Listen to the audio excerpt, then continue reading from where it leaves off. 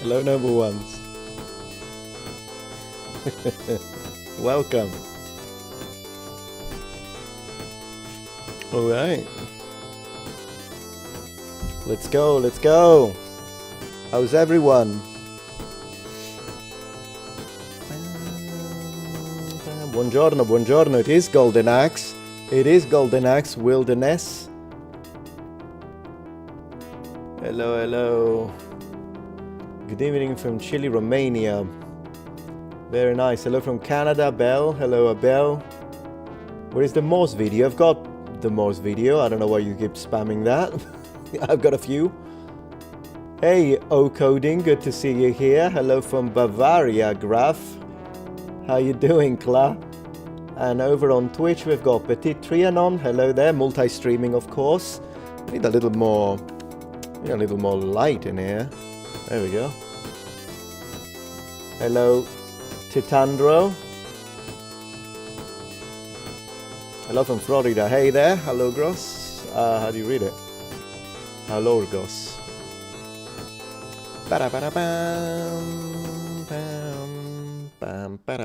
Okay, so Golden Axe it is. I mean, it's not. We're just going to chat for now, but we might be playing some good stuff. Hey, Patrick. Good to have you here. How are you today, asks Petite. Very well, thank you very much. We're going to have a great time, hopefully. Going to do a lot of stuff today, so let me turn it into live chat so I can see everyone. Hello from NC, New York, NC? What's NC? I don't know what NC is, but hello, Darth. Tracy, good to have you here. So, Dude Man. Who else have we got? Dax File, good to see you. Good to see you. Man, yesterday night, I did a multi-stream between Twitch and my third channel, Metatron's Protectorate. And goodness gracious, you guys were amazing. Over at Twitch, I got like, I don't know, 40 subs in 2 hours. It was crazy. It was crazy. Like I got like showered with Amazon Prime subscriptions. Like, bah, bah, bah, bah, bah. If this keeps up, I'm going to have to go live every day. Yeah.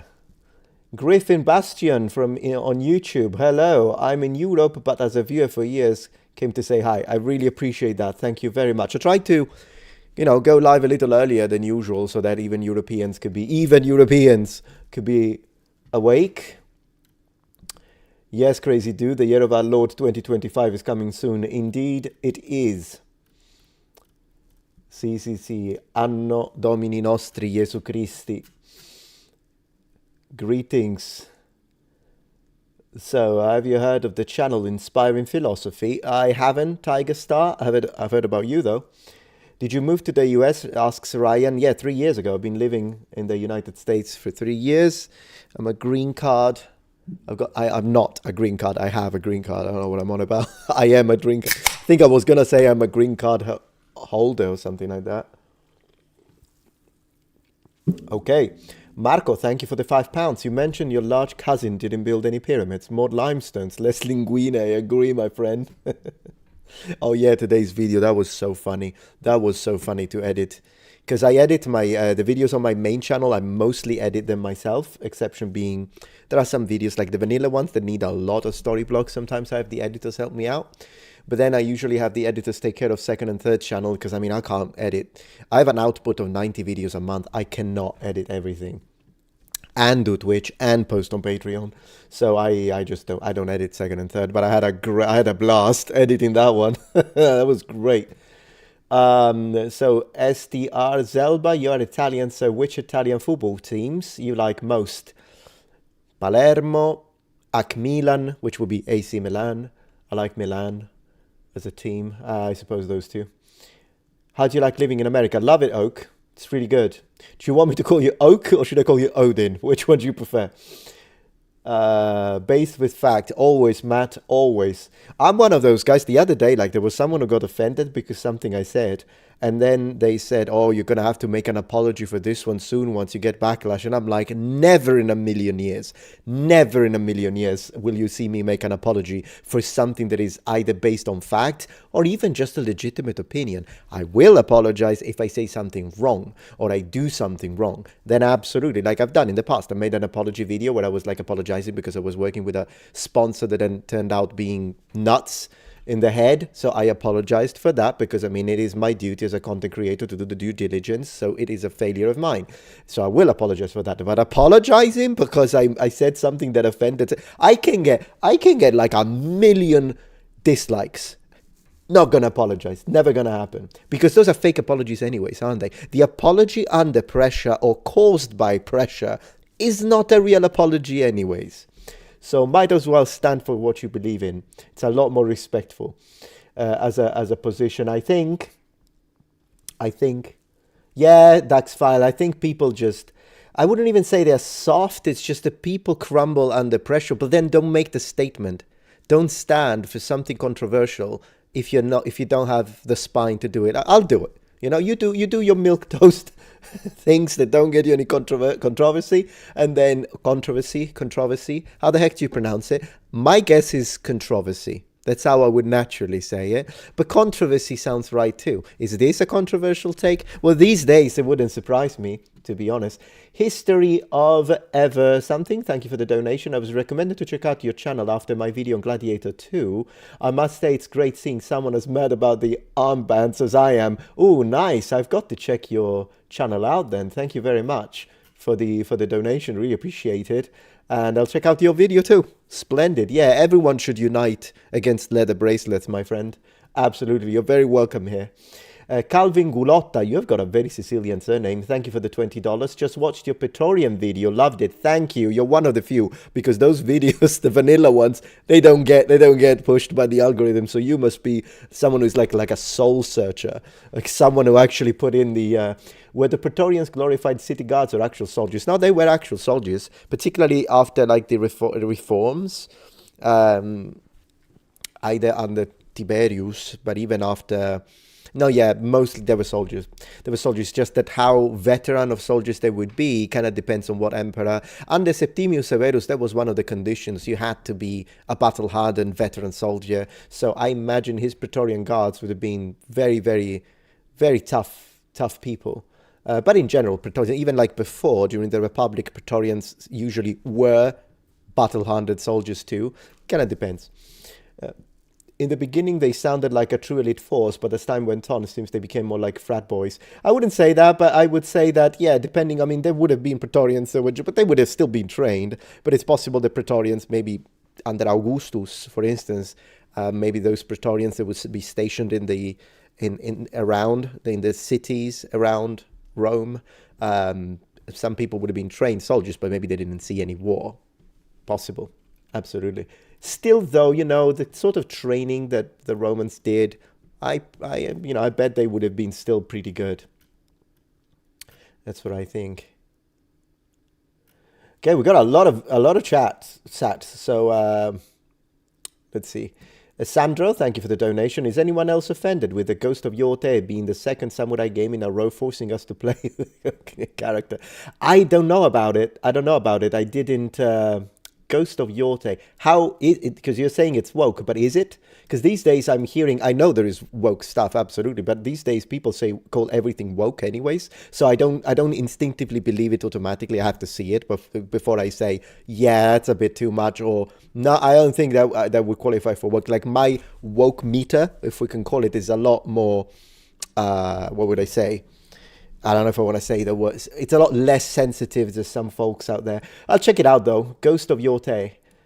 What's woke about it? Well, you let me know. Endymion TV covered it. I'll check it out. Let's see. Because for me, for example, just having a woman protagonist isn't woke. There's nothing woke with having a woman character unless it's designed in a certain way.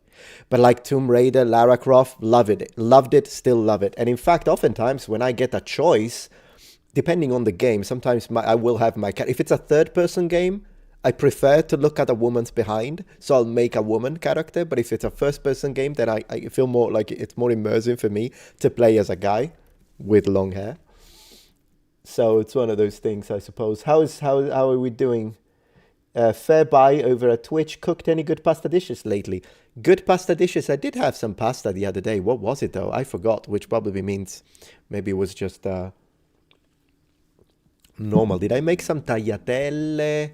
Linguine. No, it wasn't Linguine. I don't remember. We need the reaction to the reaction to Shad. Oh, I'll make it. Oh, I'll make it. I'm not backing down from that fight. 100% I'm gonna make it.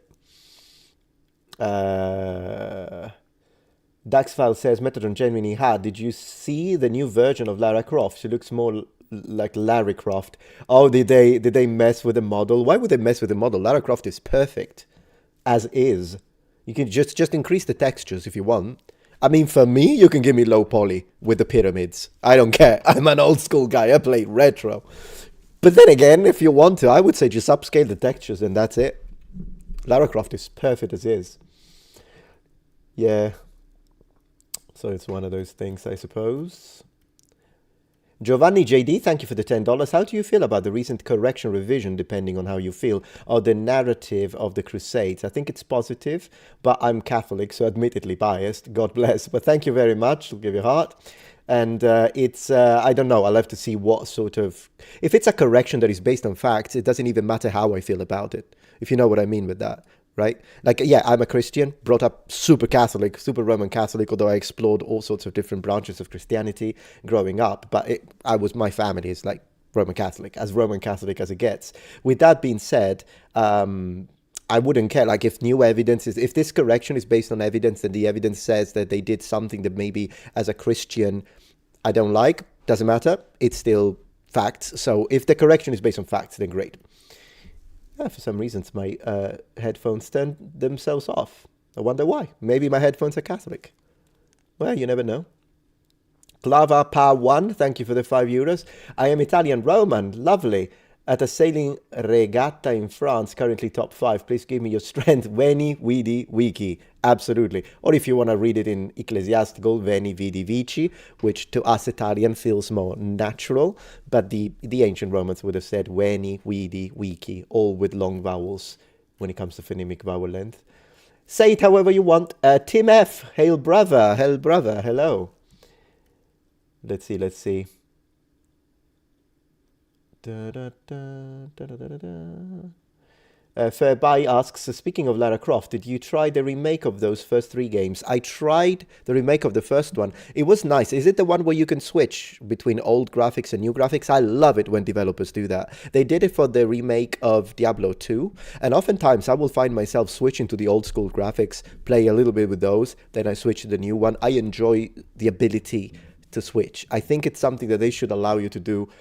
Not in all remakes, because I get it, like, how could you do it on the remake of Resident Evil 2? It would be impossible. Or even, but then again, I don't know, it would be awesome. I'm not a developer. I mean, I am, in theory, I'm learning how to make games. Well, I'm still not a developer. I think you're a developer once you have some experience in it. Whatever, I don't know what I'm doing. There we go. When I'm trying to develop my games, playing with assets and Unreal Engine. But for experienced developers, if it is possible to do it, I love when they give me the opportunity. And if they ever do a remake of Diablo 1, which they totally should, with possibly online multiplayer capabilities, I would love it if we get, like, still eagle eye perspective, but the game allows for both modern graphics that look amazing or switch to the old school. Be great. So I love it.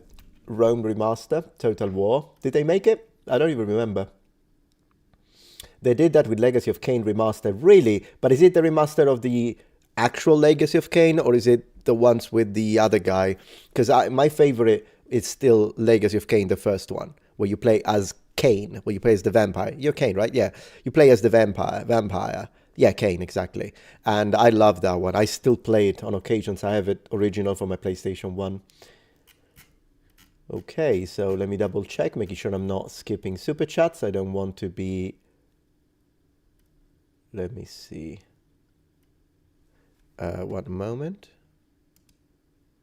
Just double check. I don't know why APOC on YouTube is spamming mute yourself. You're misspelling it. I don't know why you're spamming that. Anyways. Let me see. Salutations, says Witsword.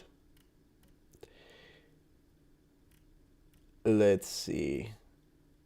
Why did I decide to live in the US? Asks Mr. Julie 90. Because my wife is American, and so we had to. She's from here, and we had to decide, where do we move? Does she move to Italy, or do I move to the US? And honestly speaking, at the time, she still had a job here, and my job as a content creator, I can bring it in my pocket, so it was a lot easier. It made a lot more sense for me to move to the US.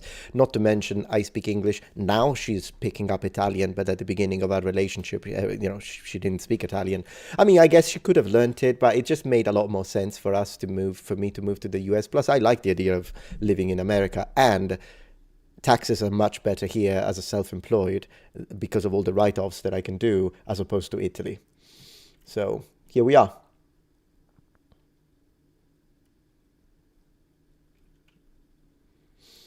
Oh, Yosef is asking, where is Mo's video with the King's monologue? Eventually, we could coordinate, but I don't have a problem with King's monologue.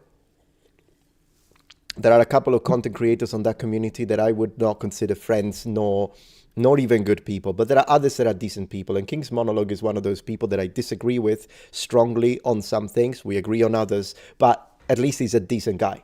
He's a decent guy. I have no problems with him. So I would not be against collaborating together. It's just that that's going to take time to organize, mate. So just be patient, and eventually, if he's still up for it, I'm more than happy to do a collaboration, expose, present our facts, and then the audience can choose. I agree with Metatron on this. I agree with Kings on that, and that's what it is. Let's see.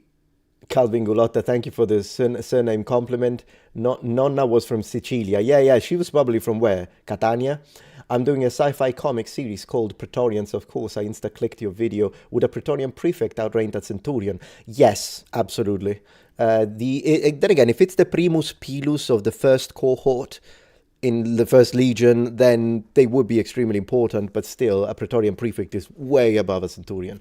At the end of the day, a centurion is a low-ranking officer, we could say. They are important, particularly the ones for the first cohort. They're already much more important, but a regular centurion or a regular century, yeah, they are still, it's not the same as like a Praetorian prefect, depending on the period. It's basically as powerful as a magistrate, even a consul, depending on the period. STFU, FSS, $2. By the way, Busiata is the best pasta shape. Fight me. Busiata pretty good, but it depends on the sauce. Yeah. Let's see. Did I ever play StarCraft game? Asks Lee McAndrew. Yes. In fact, I show myself playing StarCraft 2 as Protoss on my third channel, Metatron's Protectorate, and I do play it on Twitch on occasion. I used to be a high platinum player, and I say high platinum player because I would win against platinum every time, but lose against diamond every time. So I never stepped up. Now I would lose against a silver. I don't remember anything. Yeah, if people spam Fairbuy, I will start muting, absolutely. Let's see. What have we got? Daxfile, I found a cook trick how to boost FPS in games, and it works. Really? Just the lit system folder. Oh no. Oh no. Goodness gracious. The game changed a lot. Really, Liam? Yeah, I don't know. I haven't played it for years. Probably like, I used to do this strategy where I would create the oracles and I would move them like outside. I would create like basically an oracle structure outside of my base so that if players don't scout well, they don't see it, even if they scout my base. And then I go over the mineral line. It used to work really well all the way up to high gold, to be honest, when you were doing it quickly enough because you had, you were playing well. Against platinum, kind of depended. Oh, that's a good question, Nefarious. What do you think about Americans calling themselves Irish, Italian, etc. when their family has lived in the state for 3 generations? I know Americans do it.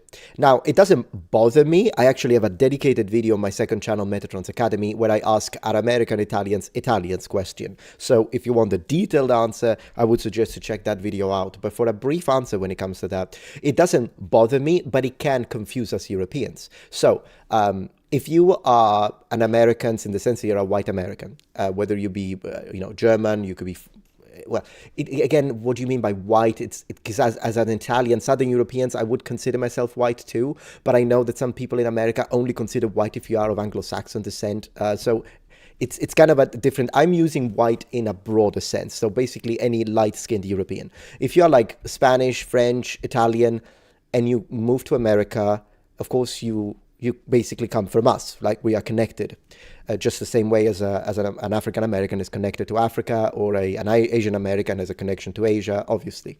But then again, if it's after even 2 generations and you don't speak Italian, when someone comes to me in America, which does happen, particularly in New York, and I tell them, they ask me, where are you from? I say, I'm from Italy. And they're like, oh, me too, I'm Italian. Then what I do, now I stopped doing it, but at first I would switch to Italian. Because if you tell me you're Italian, I think that you were born and bred in Italy. Therefore, I switch to Italian because that's what Italians do. Italians rarely speak a second language. They will always switch to Italian. So I start speaking to them. Ah, sei italiano? Di dove sei? And that's when they're like, oh no, I don't speak Italian. It's like my grandpa was Italian. So it's not that I have anything against it. I'm like, great, yay, brothers. Like, you know how we are. We're basically brothers anyway. So we'll treat you that way. It's just that when you say, yeah, we are Italian, from a European perspective, we think you're actually from that country. So it's just a different way of saying it. And now that I know, whenever an American tells me they're Italian, I understand, oh, he means they're Italian heritage, Italian descent, Italian grandparents, that kind of stuff. So it's a little confusing at first. It was a little confusing at first. Okay, what have we got? Let me check here. Let me check there we go. I want to make sure I don't miss super chats here and regular chat as well.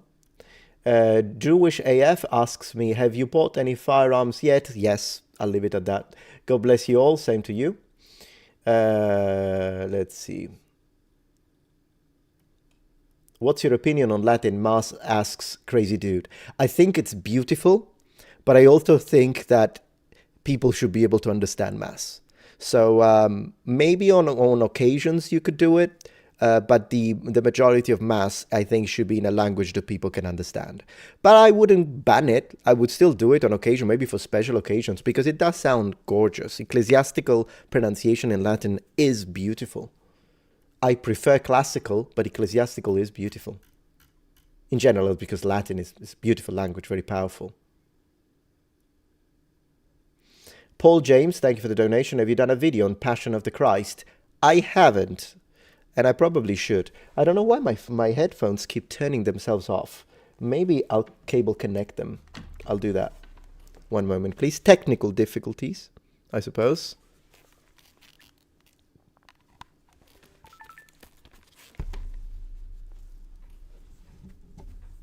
Okay.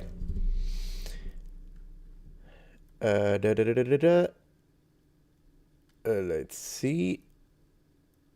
The Ghost, thank you for the donation. Can you react to the Shogunate's interview with historian Thomas Conlon? He says a lot that is different from what I knew about Japanese history. So I checked that video.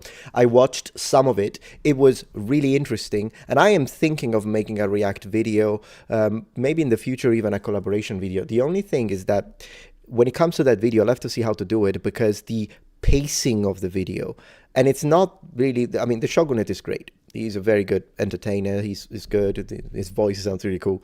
The professor is extremely knowledgeable, but you can tell he's not a content creator. And what I mean by that is that I'm afraid that the pacing, I'm going to have to edit out a lot of spaces in between when the professor is gathering his thoughts or is thinking or is expressing something in a way. I'll have to see how to do it. I'll probably have to edit that one myself, because I'm afraid that the average watch time is not going to be great because of that. Once again, for the people that are really hardcore and very interested in Japanese history, they'll watch it. I watched it. It wasn't a problem for me. But for the general public, you have to take into consideration the overall flow of a video. So I'm just have to figure out how to do it in a way that can work, because if average watch time is low, I mean, even for him, the video didn't get many views, and I have a feeling that's probably why. Metatron, we want biblically accurate videos. So I will continue to make them, the Almighty. It's just that they take a long time to be produced. So in the meantime, I get the React videos, commentary videos, easier vanilla videos while I work on those in the background and then post them. It's difficult. I wanted to post one a month, but it's really difficult to even maintain one a month because when it comes to my Bible series, it's all me. I don't collaborate with anyone, so I can't because I don't have a member of the team that can help me out with that as of now. Holred says, then they should say, I have Italian descent. Well, they can say whatever they want. It's just, you know, that's how I would say it. But I mean, whatever. It's whatever, you know, how it is what it is. One of those things.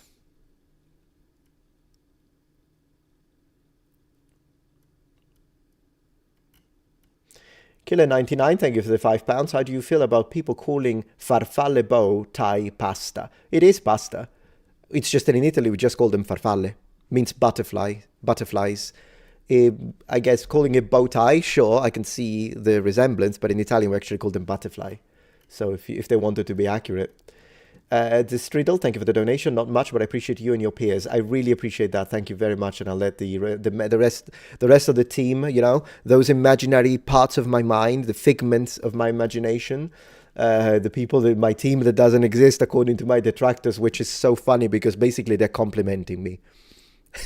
They don't even realize it, but literally if they think Metatron, you don't have anyone in the background that helps you with the research and helps you with creating the script, and then you, because I write the scripts but I use their research, they send me a script for research and then I turn it into a script of what I actually say, but allegedly no one exists, which means it's all my work. Well, thank you. I mean, I'm honored that my haters think that I'm capable of literally doing the amount of research that requires 5 people in the background. I appreciate that. Thank you very much. So I'm gonna block exit 101. Hide user from the channel. And we're starting with the blocking of the haters. Let's go! Let's go, number ones! Make a video thanking each of your helpers. I have done, George. I have. They even appeared on camera. They did. Like, people saw them, names and everything. They're there. How is Italian food in America different from Italy? Asks Solitude Silent. It is different. It's a different interpretation. It tends to be more salty and it has more sugar as well. But yeah, Metatron is OG Italian, says Rs0210S over at Twitch. Thank you. Would you ever, so Sparky asks, would you ever play a game like Ultimate Admiral Dreadnoughts? I haven't got a clue. I don't know what type of game it is. Hi. Hi. Hi. What's wrong? Oh, nothing. Okay. I know, I'm just making sure everything was okay. Yeah, you can come and say hi if you want. Okay. I'm live on both. I'm multi-streaming. Oh my goodness. So we've got a lot of people. Oh, it's really? lovely. That's great. I heard you yell something. Metatron, are you going to do a stream with your team? I don't know because most of them don't speak English, so I'll have to see. Wifatron. Here he is if you want to see if you are visible or not. Hi. Hello, everybody. I'll have a drink then in the meantime. Oh, I'll just take over the stream. Oh, can you see me? Okay, there we go. Okay, hi, it's my stream now. Hello. Hi, Chad. How is everybody doing? They say hello. They say Hello, hi. Hi. Oh, I like. Yeah. I have this set up over here. Yeah. I've got all the chats here. I mean, I'll figure out a way to maybe have it. I want to see if I can. Thank you, Titus. Wifatron. Wifatron, yeah.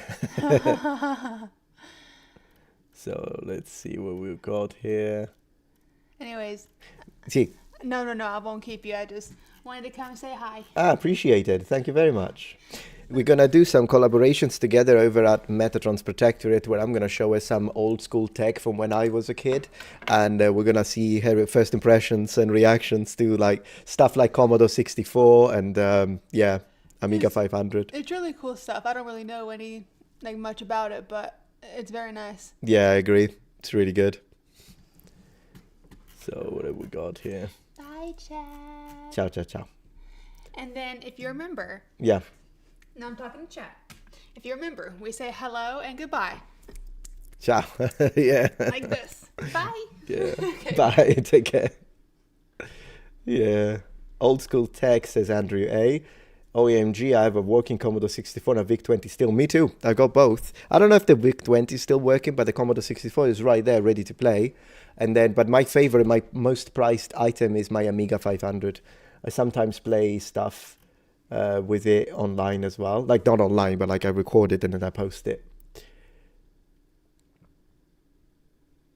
Pope Biscuit, thank you for the $5. I've enjoyed your recent videos on Christianity and was wondering if you have any reading recommendations on the early church fathers. Not out of the top of my head like that, but thank you, and I will be making more, 100%.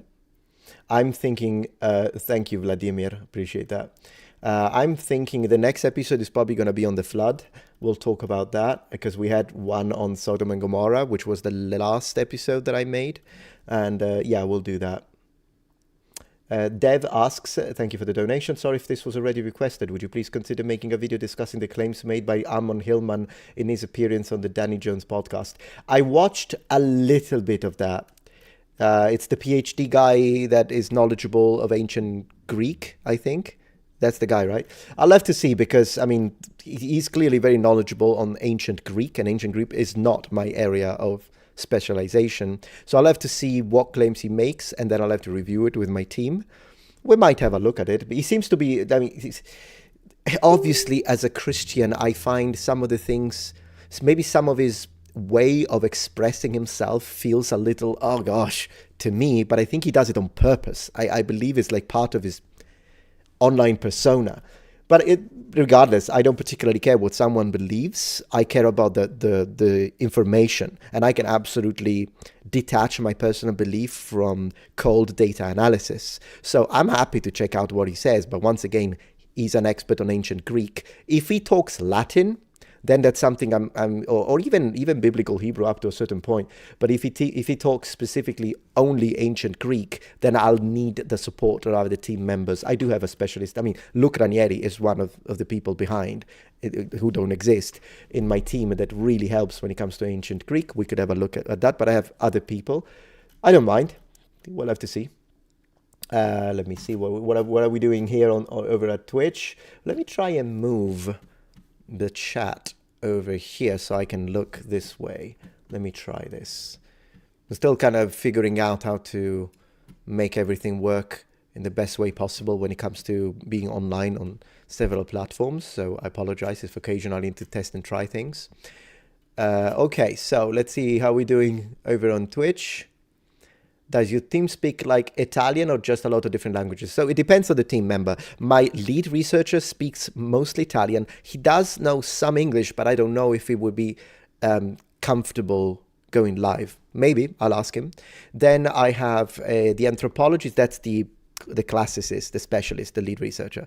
The anthropologist speaks English, she does, but she also told me she does not feel comfortable appearing on camera. She's the only one who has never appeared on camera because of, some people are really vicious. I understand her. I 100% understand her that she wants to keep it like academic. It's like an academic collaboration between me and her. But she saw how some people, the stuff that people said against me. And so she's like, I don't know if I want to do that. I said, hey, legit. No problem. I'll just pay you. You give me the research, and that's it. She's a postdoctoral degree, so she's great. But it's one of those things. Then I have the linguists. Probably wouldn't mind.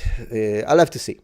The Egyptologist, I don't know, honestly, if he speaks English, because we only ever collaborated in Italian, because he's from Rome. And then there is a guy who speaks English really well, but I don't know if he wants to appear with me on camera too. It kind of depends, because it's just one of those things. I would have to ask. I never asked. And yeah.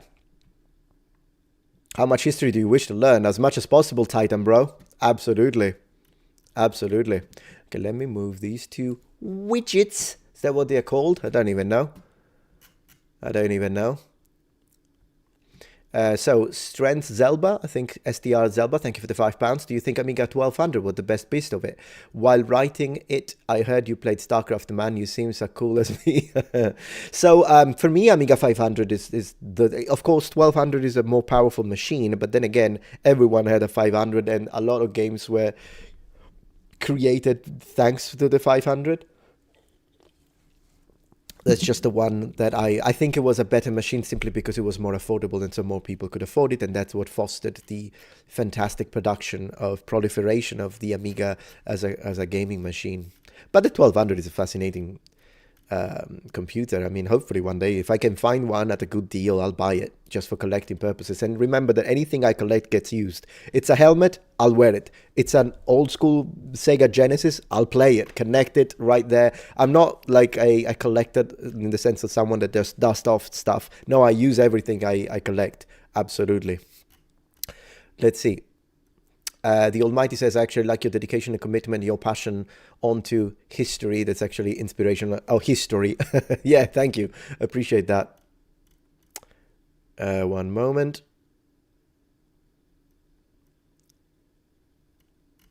My father's lineage is unknown, says Joshua Matthew. I think it's pretty common. I mean, have you ever tried doing genealogy?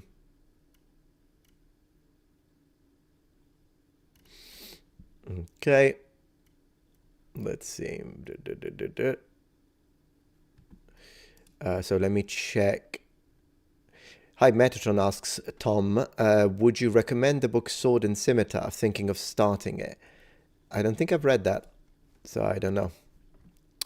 One moment, and just making sure I didn't skip any of these.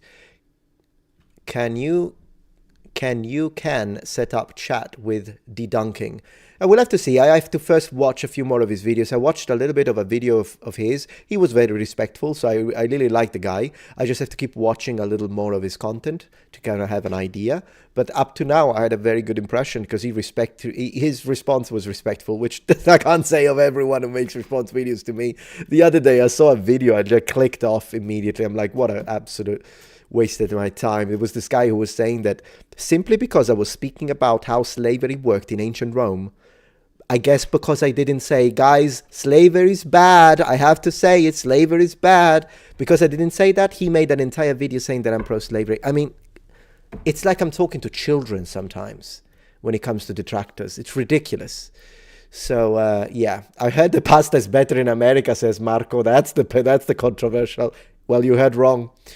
But Americans make some good American Italian food. Like, it is good. It's just that it's different. Let's see. What else have we got? So double checking that I didn't skip anyone. Let's see. Ninja back, thank you for the donation. Love your channel and content. Will you be continuing your analysis of GRE Hancock versus Tibble podcast? Yes, because it's going very well. Your insight so far has been enlightening, and I'd like to hear your feedback on all 4 hours. So I will, because again, it's based on your feedback. So if I see it gets a lot of views, it gets a lot of likes, it gets a lot of average watch time, which by the way, 23 minutes of average watch time is fantastic. So I will. The only thing is that it's going to take a long time, because when I actually made that video close to 2 weeks ago, but it was copy claimed. And I waited 2 weeks, and then Joe Rogan actually released the copy claim. So I don't think Joe Rogan copy claimed it. I think bots did it over a YouTube, and then he was busy, Christmas time. But then, you know, I knew he would have released it, because I think Joe Rogan is very pro freedom of speech and that kind of stuff. I'm like, nah, there's no way this guy is gonna block it. Also because, I mean, I was respectful, but even if I wasn't, it just doesn't strike me as someone who would do that. And in fact, he released the copy claim. But I think the system, once I make the second episode, it's gonna copy claim it again, and so then I'm gonna wait, and I don't know how long it's gonna take. So it's gonna take some time, but I absolutely will do it, because I really I liked that episode. I do watch Joe Rogan quite a lot because I enjoy the guests he has. I enjoy how he talks and the discussions. Arvid Folk, thank you for the donation. Talked to Lindebech recently. Would like more videos. The matriculation battle was hilarious. Sad how it fell apart with Shad and Scott Gladiatoria. Yeah, the thing between Shad and Scott and Matt Easton, I mean, at the end of the day, it's not like you have to like someone. If they now don't like each other anymore, they don't like each other anymore. I have nothing. Of course, I will never stab Shad in the back ever, because Shad has always been a good friend of mine. And I see sometimes people try to kind of guilt trip me and telling me, oh, because they hate Shad, which, by the way, if you hate Shad, you hate Shad. It's your freedom. Great, no problem. It's just that usually people hate Shad because of his political takes. Now, I am definitely more moderate than Shad is. Shad has some takes that are a little bit, not too far, but some takes I disagree with. But who cares? Freedom, I say. I do agree with a lot of his takes, by the way. I'm a very traditional man. But there are some times that Shad says something, I'm like, no, mate, no, that's not me. So, yeah, I'm a bit more centrist. that way, but it doesn't matter because it's his freedom, and he's a decent human being. He's a good father. I've seen people saying, "Oh, Shad, because of his politics, they should take away his kids." Why? He's a good father. He's a provider. I respect that, and I would say that of someone else. Like even if it's someone who's more like left-leaning, I look at the person. I look at the person, and usually, unless they're extremists, I can sit down and disagree. We can have a conversation. Right, that's how maybe we will talk on some economic aspects, on some societal aspects and stuff like that. When it comes to policies, I haven't got a clue. I'm not a politician. Like it's like everyone is a politician these days. But if we're talking about economic positions, we can discuss about that, societal issues. But yeah, as long as you're a decent person, I don't have a problem with your freedom. So Bashad has been a friend. When my channel was demonetized, he was the only one who made a video to support me, and now I'm supposed to like stab him in the back because of politics. Never gonna happen. I'm a man of honor. Never gonna happen. But I also don't have any problems with Matt Easton. He's never done anything to me. He's always been very respectful to me. Same for Scalagrim. Scalagrim, we always talk. He's always very kind to me. We discuss. So yeah, it's one of those things. I like to keep politics kind of out of that kind. I enjoy sharing stuff that put people, to unite people rather than dividing. I like that. But sometimes I will take a stand when they, if there is someone who says something that's just wrong. At that point, I don't care why they are doing it. I care about the facts. And that's just one of those things, yeah. But anyways, what were you saying? So you were, Lindy Beige. I haven't talked to Lindy Beige recently. Have I? Maybe a month ago or so. He's not posting much, is he? Let's see, how are we doing over on Twitch? And then I'll get back to super chats and regular chat as well. So Titan Bro says, the only thing I disagree with Shad is AI art, but that's not enough for me to dislike him. Yeah, I mean, Shad's take on AI, I prefer artists. Like, I prefer to pay artists. It's not like I'm gonna try and force him not to use AI tools. Feel free, I don't use them. The only AI tool that I use are language models.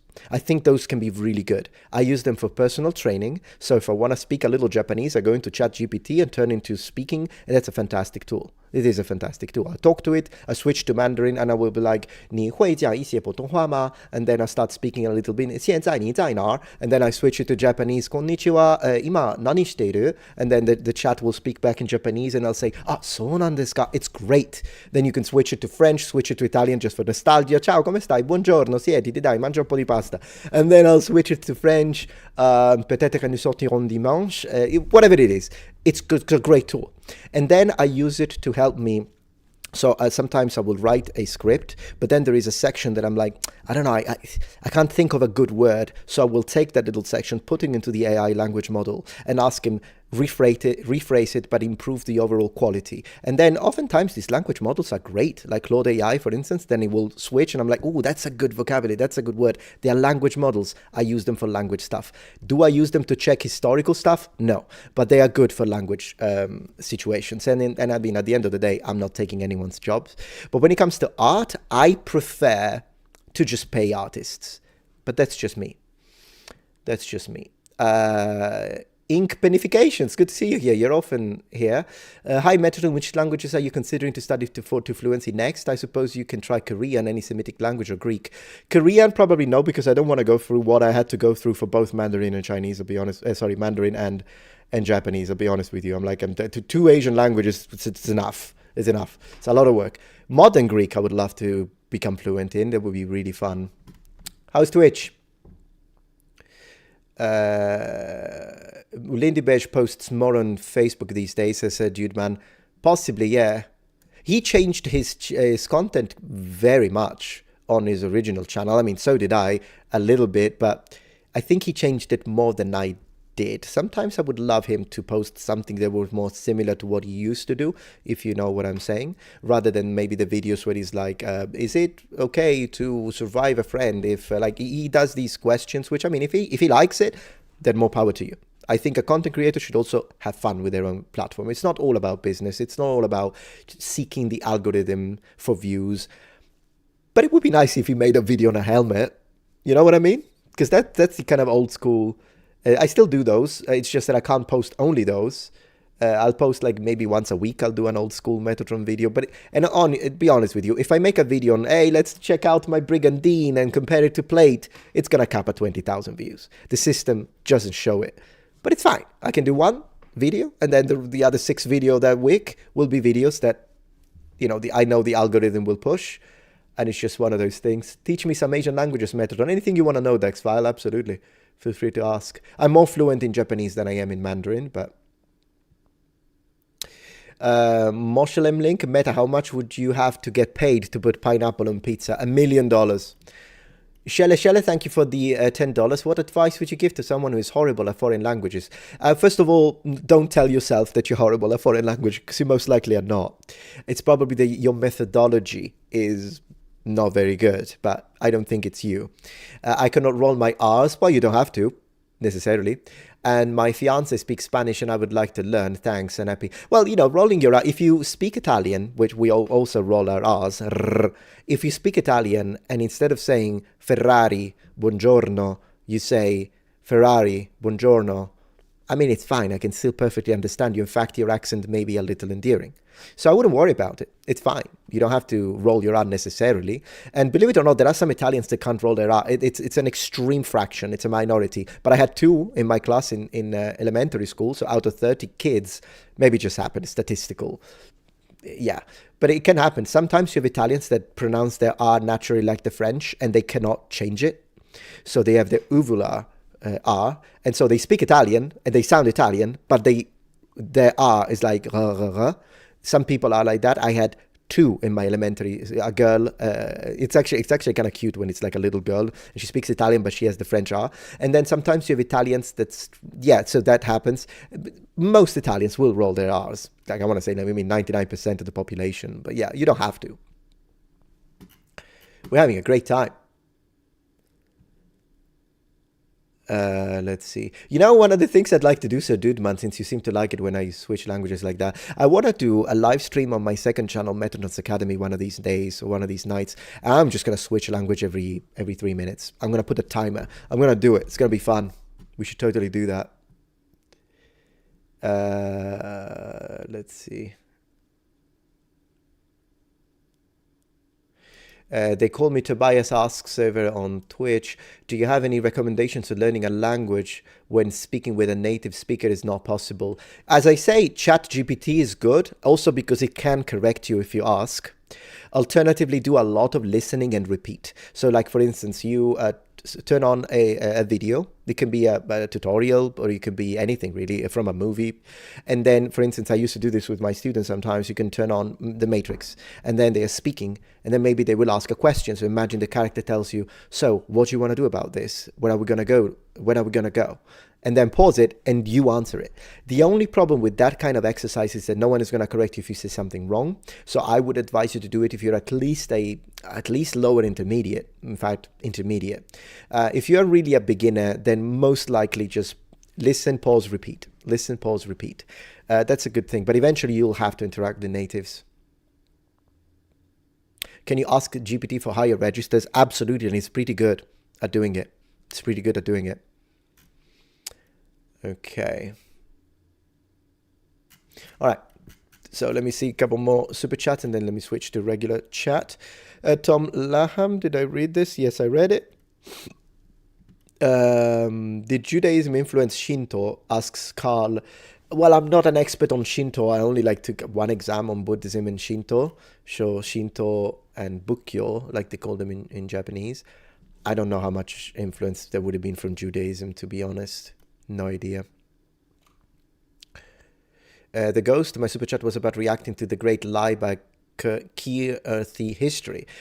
It lies about Alexander, uses all sorts of typical and deceptive tactics. I'll check it out, yeah. Alexander the Great can be a controversial topic simply because a lot of people focus on his sexuality. I think sexuality can be something interesting to study if we are studying it from an anthropological standpoint, if we want to understand how people viewed certain actions and certain mindsets, but mostly the actions from the perspective of classical antiquity. But when people fixate on Alexander the Great's sexuality, it means they're doing politics at that point. I will still answer their questions, but it's just one of those things. I think that's the only reason why Alexander the Great gets controversial.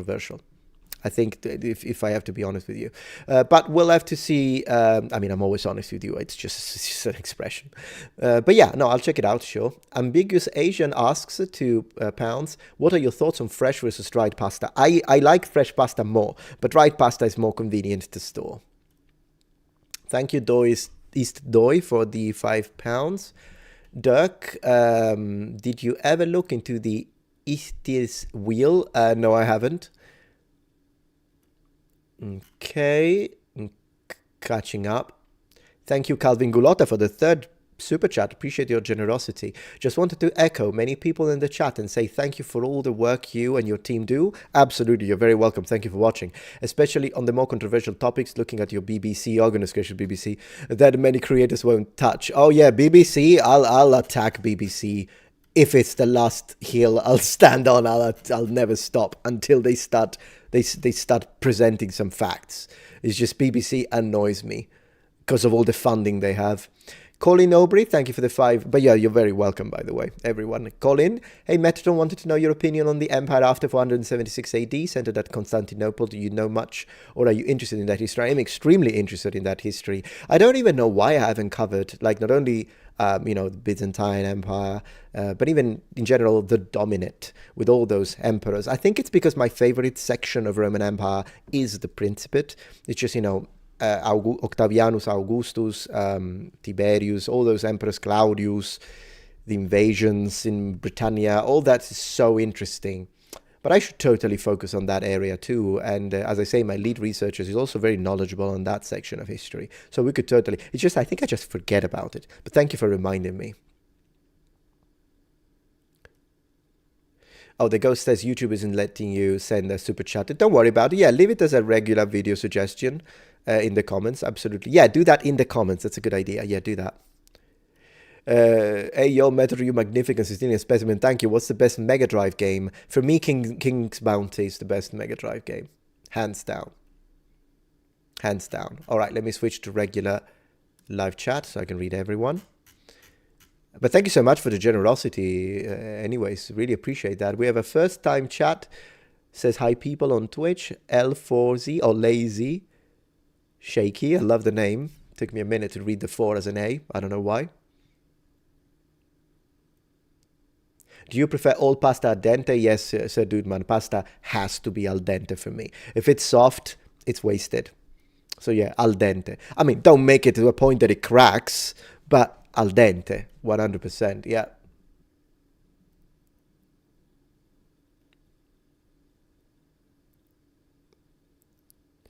Yeah, let's see. K Dolo, thank you, Metatron, for all the work you do. I'm so glad to see that you are a streamer. You're my favorite transformer. Thank you very much. Absolutely, yeah. I've been streaming a lot, like a lot, and it's really been fun. Been streaming on Twitch, been streaming here on YouTube on all 3 channels. It's really, really good.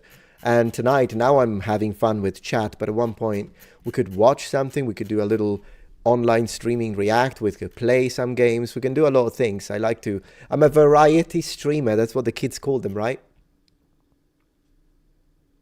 The ghost says, oh, it's not about his sexuality. Well, good. He claims he lost to Porus and that all Greek sources are liars, seriously. And this lie was pushed by the white British. Well, I think I can't say, if I don't watch him, I can't say that what you're writing now is nonsense. Now, whether that's exactly what he says, I'll have to have a look at it. But yeah, I'll have a look at it. Thank you for the suggestion. Appreciate it. Let's see. Thank you, Junius, for the donation. I find it interesting that the Romans, let me enlarge the chat a little bit. There we go. I find it interesting that the Romans started going back towards ancient Greek battlefield tactics in the late imperial period. They went from Greek to Italic and back to Greek. Pretty much, if you look at the very beginning, the Regnum Romanum, then yes, they basically looked like hoplites.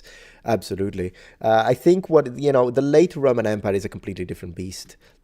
Tactically, but also bureaucratically. It's just very different. the attitude towards immigration.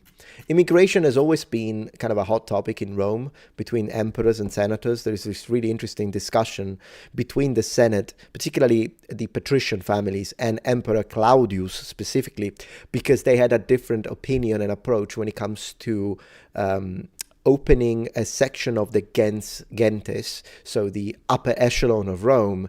And Claudius was very open to the idea of allowing some Gauls, like important families in Gallia, to become members of the gentes. And then instead, they were the current members of the gentes and aristocratics. They were like, no, not at all. They shouldn't. They're barbarians. Don't. And it's a very interesting back and forth, actually. Maybe I should cover it on my channel one of these days. I may have done it actually in a video a long time ago.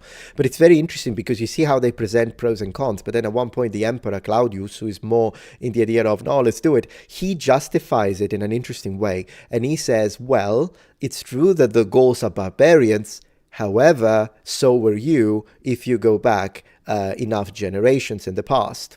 And so then he justifies it by saying, let us exploit their wealth, because of course these are rich families they were talking about, powerful trading families. And so he's saying, oh no, let them in, they can be Romans and they can be a part of the patrician, the upper echelon, they can sort of join the inner circle and bring in all of their trade and all of their wealth. Still some members of the Senate were against it. It's very interesting to look at it from that perspective, because at the end of the day, when we look at modern governing bodies, we see that we often have factions, but so did you in ancient Rome. So oftentimes when you look at Pompeius, for instance, Gnaeus, Pompeius, and then Magnus, and then you, as opposed to Julius Caesar, as opposed to Augustus, all of these famous people belong to different political factions. And I think it would be fascinating maybe to make a dedicated video, one of those that cap at 10,000 views because the algorithm hates me. I'm joking, but they do. I'm not joking on the views. They do cap at 20,000, but who cares? I'll do it for the core audience. You don't have to do everything for money. You can do stuff just for fun, for the people that enjoy it, and then do a bunch of react videos so they pay for it. That's what I'll do. But I could make a video where I tell you what the factions were, the political factions in ancient Rome were, and who belonged to what. Like first kind of tell you who were the more populist and who were the more like sort of royalists, and then tell you who belonged to who, and make it a nice schematic divided in colors. That could be really fun, because once you see that, and you also understand the religion, because religion is extremely good. That's one thing that I strongly disagreed with one of Lex Friedman's guests, the expert historian in ancient Rome, that was saying, no, religion in ancient Rome and politics weren't connected. I'm like, you got to be joking. Yes, they were. And so if you understand how religion plays a part in ancient Roman aristocracy and politics, then it becomes, it's like it opens up, it opens a world, because now you're like, oh, now I start to see it from their perspective, and it makes it so much more interesting. Moretti or Peroni asks Zelba, or there is a third player. Oh, there are, Nastro Azzurro will be a third player. He's asking about Italian beer. I mean, Peroni is like the cheap beer of the students in Italy. Students buy Peroni because you used to be able to buy them for €1. I don't know now, to be honest. Moretti is the beer made in Udine, northeast in the region of Friuli, Venezia Giulia in Italy. The only reason why I know that is because that's where my dad is from, Udine. And so he was always saying that, Moretti. Moretti is nice. It's a little on the bitter side, so I don't know if you would like it. TYZJ, thank you for the donation. Who's the greatest Western figure in your mind? George Washington, Aristotle, Plato, Augustus, Cincinnatus, or Charlemagne? Augustus. Gaius, Julius Caesar, Octavianus, Augustus for the win. Just look at the first 10 seconds of the video, says the ghost to the... Yeah, I will. I'll definitely check it out.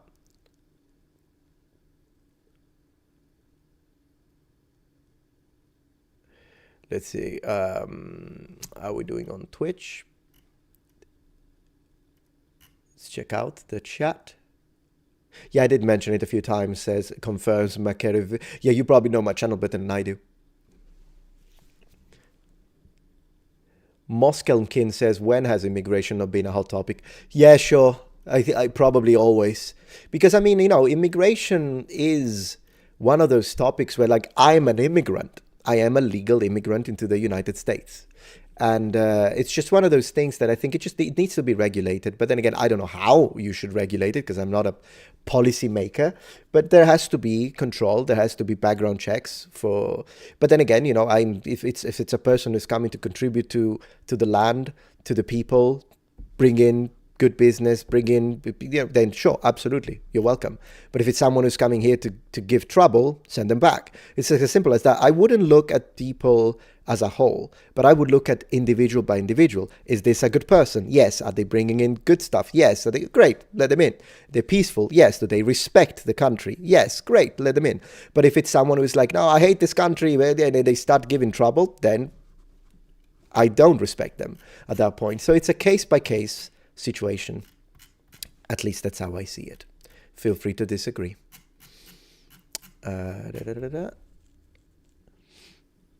Sir Maxius, so happy I get to see the live streams. Thank you so much. Tonight we're going to go live again.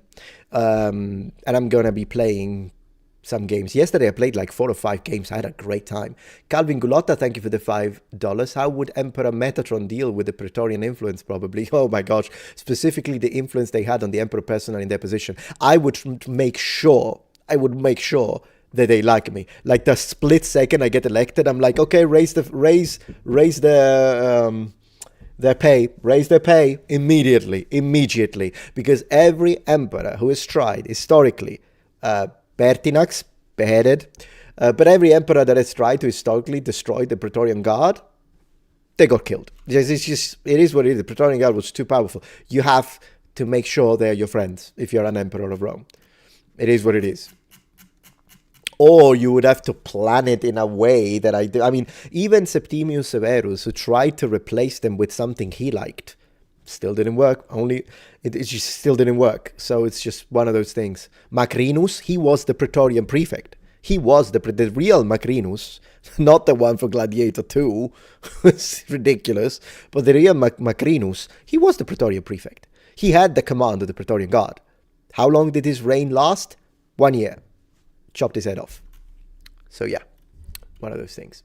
Ink Panification, thank you for the donation. How would someone with Jamaican accent sound like speaking Italian? I haven't got a clue, mate.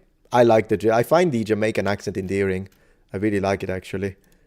You know, there is this YouTuber, my wife found it for me because I think she's mostly on TikTok and I don't use TikTok. I hate TikTok, but my wife uses TikTok more than me. And she found this YouTuber and she's like Russian. But she married a Jamaican, moved to Jamaica, and then learned English. She sounds like a Jamaican. It was fascinating from a linguistic perspective. You see this like blonde woman with skin as white as this can and blue eyes, but then when she speaks, she sounds legit Jamaican. It's insane. I'm like, good, but she's a talented individual for languages. Not everyone can do that. Anna Keen, I appreciate all your spaghetti emoji. Very nice. Appreciate that. Well, will there be, question from Twitch, Skits popping off, will there be a Kingdom Come Deliverance 2 playthrough? Absolutely. The split second that game goes live, the game is downloadable. I'm going to have to talk to the developers and ask them if I can get the game a couple of days earlier.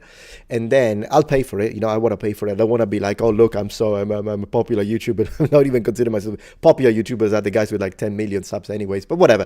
I'm a YouTuber. I want it for free. No. I want to support the studio. I'll pay for it. But I would love to get it like a few days earlier. And then I'm going to do whatever. Whenever I get it, I'll do a stream of like 5 hours. I'm going to play on Twitch, 5 hours of streaming. At least 5 hours. Thank you, K Dollar, for subscribing on Twitch with Prime. Appreciate that. It still blows my mind that some of you guys choose to use your Prime subscription for the likes of me. I don't know what I'm doing with streaming. Sometimes I'm like, oh yeah, look at this artifact. It's really interesting. And people are like, Metatron, you need to put yourself top right. I'm like, oh, for crying out loud. Forgot about that. Anyways, Metatron, can you showcase your favorite books? Asks the Almighty. It's a good idea, but I'll have to prepare for it. So right now my books are probably in the other office. Yeah, I have more than one room that I call office in this house. It's a beautiful house that we're living in. We're very fortunate, very blessed. We're always very grateful for everything we have. Let's see. TYZJ, thank you for the donation. Interesting. My friends in East Asia, those who are interested in history, often answer that the greatest Western is George Washington, with the second most common answer being Jesus or Socrates. Well, Jesus though is Middle East. I mean, Jesus is a Jewish man, so I don't know if I would call him a Western most important man. It's one of those things. It's Asian, in fact, if you really want to call it that way, because the Middle East are in Asia when it comes to the continent. So, yeah. But yeah, Socrates. I mean, if you put Jesus in there, I'm gonna say Jesus. But that's because I'm a Christian. So Jesus is always gonna be number one, top of the line, first priority, above everything. But that's me because of my religion, of course. So then it becomes a different matter. Hey Metatron, do you like Pokemon? Asks Eduardo. I was never into Pokemon. My wife loves Pokemon, so I've seen her. I watched her play. I think the games look really fun. It's just that I never watched anything, and I don't think I even tried. I should try it. It's just I don't know if it's my kind of stuff.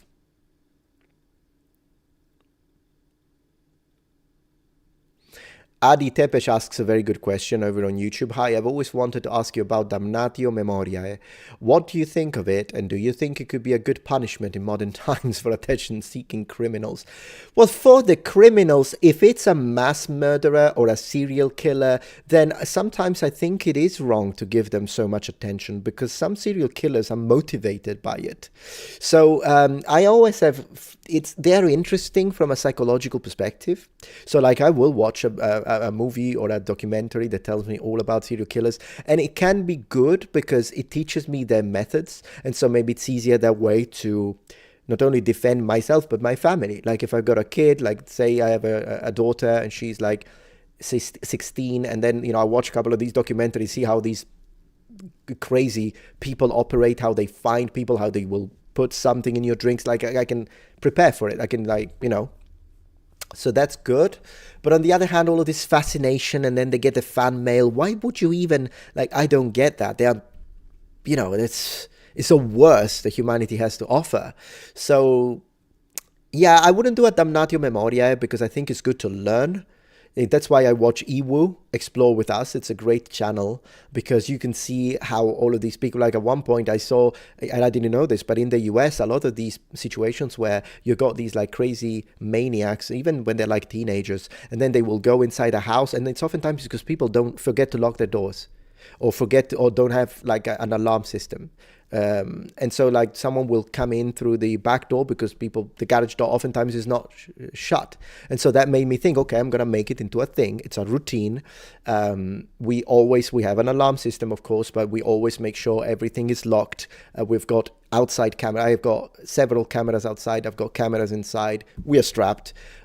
Castle doctrine, 100% castle doctrine. But I'm just saying, I learned from it because I'm like, oh, that's how they do it. So like, oftentimes I watch these because it's good to see how people, the mistakes people make, so that you can prepare for it. So there is an educational aspect to it. Damnatio Memoriae, from a historical perspective, is horrible. I hate it because it makes my job and the job of anyone who is a researcher harder. Because for those who don't know, Damnatio Memoriae is when you have like something that they decide that a specific emperor or a specific personage in history is something that it's either, they decide he's got to go. So they will remove and burn everything that has to do with that. Statues, paintings, iconography, writings, everything gets completely deleted from history. And it's terrible from a historical perspective. So yeah. TYZ, as for us, Jesus, like Socrates and Plato, is considered an ancient Western philosopher. Easy. Well, of course, Christianity is now the foundation, I think, of Western society, as one of the foundations of Western society. Whether you like it or not, it is. A lot of us, a lot of the things, even in our language, how many people say things that are very Christian, even though they're not Christian? It happens. It's just a linguistic thing. I think it happens a lot, for example, even in like Czech Republic, and which is why in the Kingdom of Bohemia, I was told that Kingdom Come Deliverance is spot on right when they constantly say stuff that sounds very Christian, but it's in their language even today. But yeah. Let's see.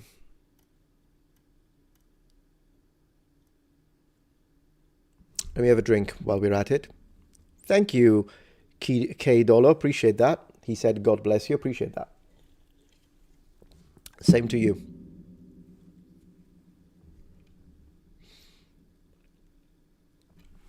Let's see. Does the dungeon have cuffs? I'm not sure what that means.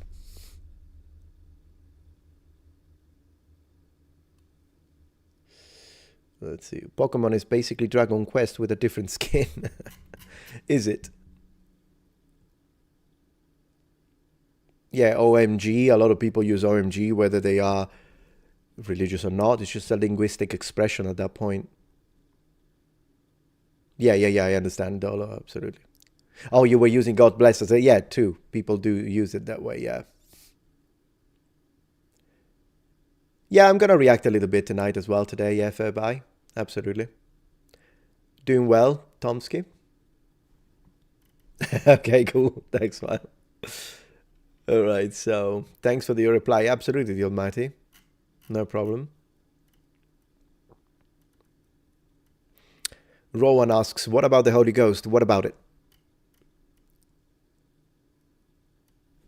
Maxwell says ads, but why? I don't know what you mean by that.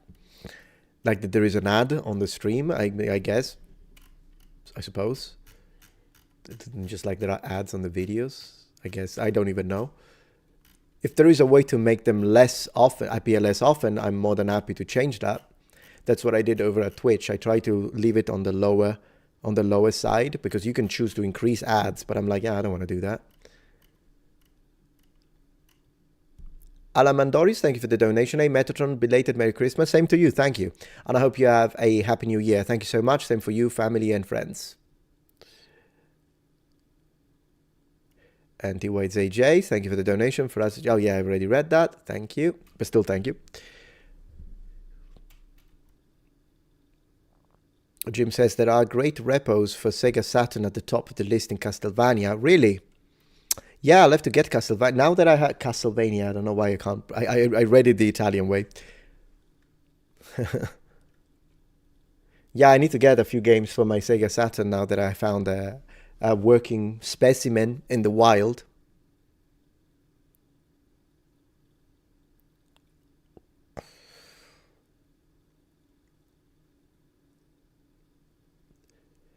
Hopeful Soul. It's not a topic that I've looked into, the haplogroup thing. I'll have to look into it. I haven't checked it out. It's kind of more into the genetic side of it, yeah. I'll look into it. Castrumbania, yeah. Castrum is such an interesting word because it's how, like in older Latin sources, usually the Roman castrum for singular and then castra for plural is how you see it written. But then as you progress with the Roman sources in time, then they start using castra for singular and castrorum for plural. So they're all correct, really, however you want to use it. I like castrum, castra, more than castra, castrorum, to be honest. Is your inner monologue in English or Italian, asks Tank Guy. It depends on what language I'm listening to or using. So if I'm speaking English or I'm watching something in English, then I think in English. But if I switch to Italian, then after just a few seconds, my inner thinking happens in Italian. And that happens to me in Japanese too. The only other language that I still haven't got to that point is Mandarin. Right now, I don't think I do think in... Do I think in Mandarin when I use Mandarin? I'm not sure, actually. I didn't... I'll have to see. Big fan of Castlevania, so am I, Adi Tepesh. It's an objectively very well-made game. Have I heard the Southern US accent? I'm married into the Southern US accent, mate. My mother-in-law's from Alabama. I can understand her. I cannot understand her dad. Like my wife's grandfather. I need a translator. I need an interpreter. It's also because he's old, of course. It's not just the accent, but 1 + 1 = 2, so you get more. It gets confusing. So yeah.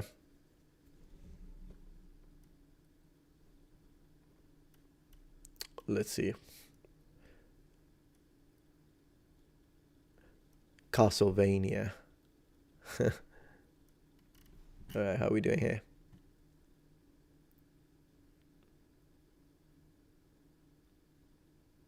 Sweet Home Alabama, yeah. I love the food.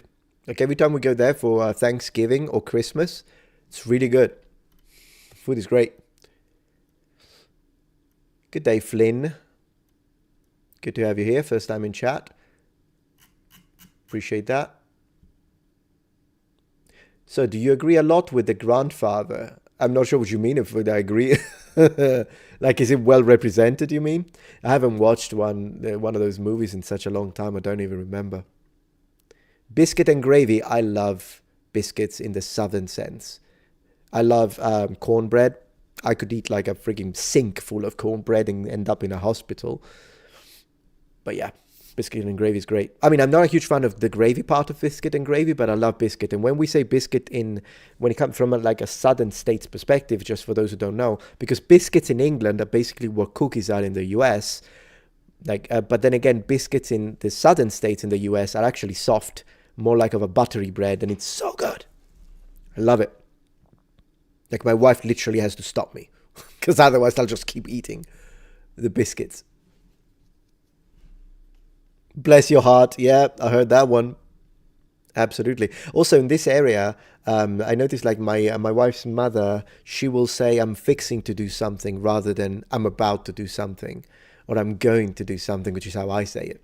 They use fixing to, which first time was like, what are you fixing?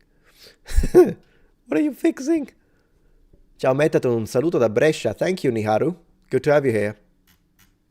All right, let me make sure that I didn't skip any super chats because I don't want to be disrespectful. I did. Team Morsa, thank you for the $2. When are we getting the rest of Shogun breakdowns? Oh, Shogun. I don't think I'm going to make any more, unfortunately, because it's just the first one did very well, but the second one was a catastrophic flop. And I had to put so much research and work into it. Then the only way I would do it if it's like I guess, fan funded. I could do it through Patreon, I guess, because it's too much. Like my regular vanilla videos, yeah, I can put down, it can take me some time, but that took so long to do right that at the end of the day, it was like, it flopped so badly with the algorithm that like, I don't know, we'll see. I might change my mind at one point, but it can be demoralizing sometimes as a content creator, just to give you a little bit of a inward perspective, insider perspective. When you create a video and it took you 3 weeks to put together a mountain of hours editing, even with the help of other editors, which you need to pay, and then you post it and you see the gray arrow with 10 out of 10, meaning it's the worst performing video of your last 10 uploads. That's what happened with that video, and it's demoralizing. I was like, really? And it's really annoying when that happens. Riccardo asks, arancino or arancina? Always arancina. Yeah, so I think I'm up to date with that. Tonight I'm going to play some Amiga 500. Then I'm going to play some Defender of the Crown, maybe a few point and clicks. I might be playing Monkey Island. We'll see. We will see, my friend. We will see. A commercial in the middle of your sentence, says Vicky. I apologize for that. I don't know why. I don't know why that happens. It's not me, though. It's not me manually adding ads. And saluti dalla Cina. We've got Ma Tianlong. Oh, that's a pretty cool name. Is it like, what, the Sky Horse Dragon? Or is it a different Ma? Ma Tianlong is how I would read it, and he says saluti dalla Cina, hello from China in Italian, and then in Chinese you're writing 早上好. I appreciate that, thank you. It's always fun. A final verdict. We'll see. I could do that. I kind of like ditched it as a project. I think I did it kind of out of annoyance with the algorithm. Never with you, no, but once, but with the algorithm. Sometimes we can get a little. It is what it is. Even Shad is having a lot of problems with the algorithm, not pushing his content at all. Scalagrim has been struggling with views lately. And I mean, I'm not struggling. I don't want to say I'm struggling because I think there are people that are struggling more. I'm not struggling, but the only reason why I'm not struggling is because I post every day. It's the only reason why, even though the views are generally lower per upload, but altogether they stack. And so, believe it or not, right now, actually the views are really good when you look at them at a monthly perspective. The other day I was watching a channel. It was fascinating. It's called Modern Vintage Gamer. He's one of my favorite creators when it comes to retro tech, together with the 8-bit guy. Love him. And I love their work. And he shared he showed his analytics, which, Penguin Zero did that too. Whenever creators do that, it's good for me because it's great. I even write it down, screenshot everything, and then compare it with my own analytics. It's great for data analysis and understanding a different perspective. So like, oh, I thought that this was normal, but it's not, because for them it's like that. Like, it's great. And he showed his analytics, and if you look at his videos, every upload gets like 200,000 views, 500,000 views, 300,000 views. The views are great, but he only posts 45 times a year. I post 30 times a month. So I was convinced that he had, in a yearly perspective, 100%, like 10 times the views I have. But he doesn't. I have more views than him.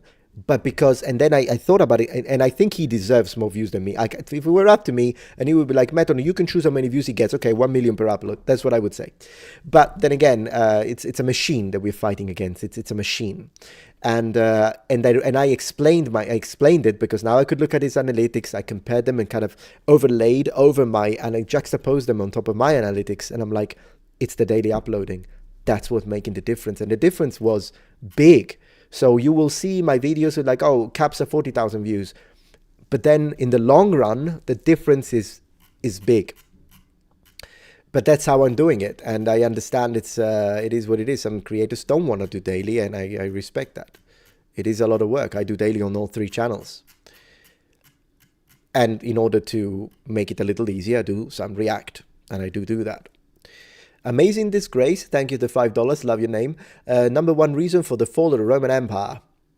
Economic fall is the reason. Corruption, that's the number 1 reason. Corruption, 100%. Multiple reasons, but number 1 is corruption of the authorities.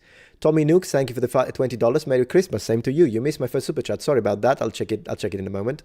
I don't mind donating since you provide hours of free content for me. Thank you so much. You don't have to, but I really appreciate the sentiment. Bravo. Thank you. Are there any historical records of big-time mobsters or criminals in ancient Rome? Yes, there is some. At one point, I was planning on making a series of like Roman true crime. I made 1 episode, and I decided to make it on the Legion that disappeared. You'll find it's called Roman Mysteries or something like that. You'll find the first episode. Once again, it flopped, so I canceled the series, but I could resurrect it because one of those episodes was going to be on that specifically. Like, hey, let's find like true crime, but in ancient Rome. I'll probably still try it. I think I'll try it, and if it doesn't do well, who cares? Some of you will enjoy the core audience. I'll do it for you guys. It's fine. Let me see. Just double checking here. Work rate is very good. Thank you, Skits popping off. Macberic, have you tried streaming directly on the Amiga? I think it would be well. I haven't got a clue how you do it. I don't know how to connect to the internet, the old school. Like, I'm not an IT guy. I'm just a passionate retro guy. I can play. I don't know anything about how these things work. Somewhere Jared, okay, he's talking about Bohemia. Yeah, it's also the old name. Let's see. Let's have a drink.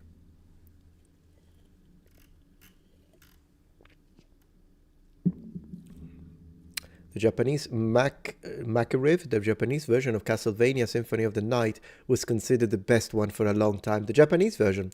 I wonder why.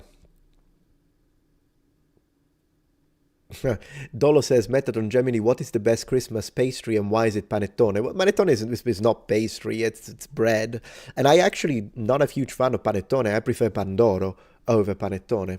In Italy, it's like 2 factions. Some people prefer panettone, a minority, and some people prefer pandoro. The difference is that panettone's got the candied fruits. I don't remember what they're called, and some people don't like them, me included. Instead, pandoro is more buttery. It doesn't have that added, and then you put sugar on top. I always preferred pandoro over panettone, but neither I would consider to be a pastry. They're all bread. I mean, it makes sense that the traditional Italian Christmas sweet is going to be bread, right?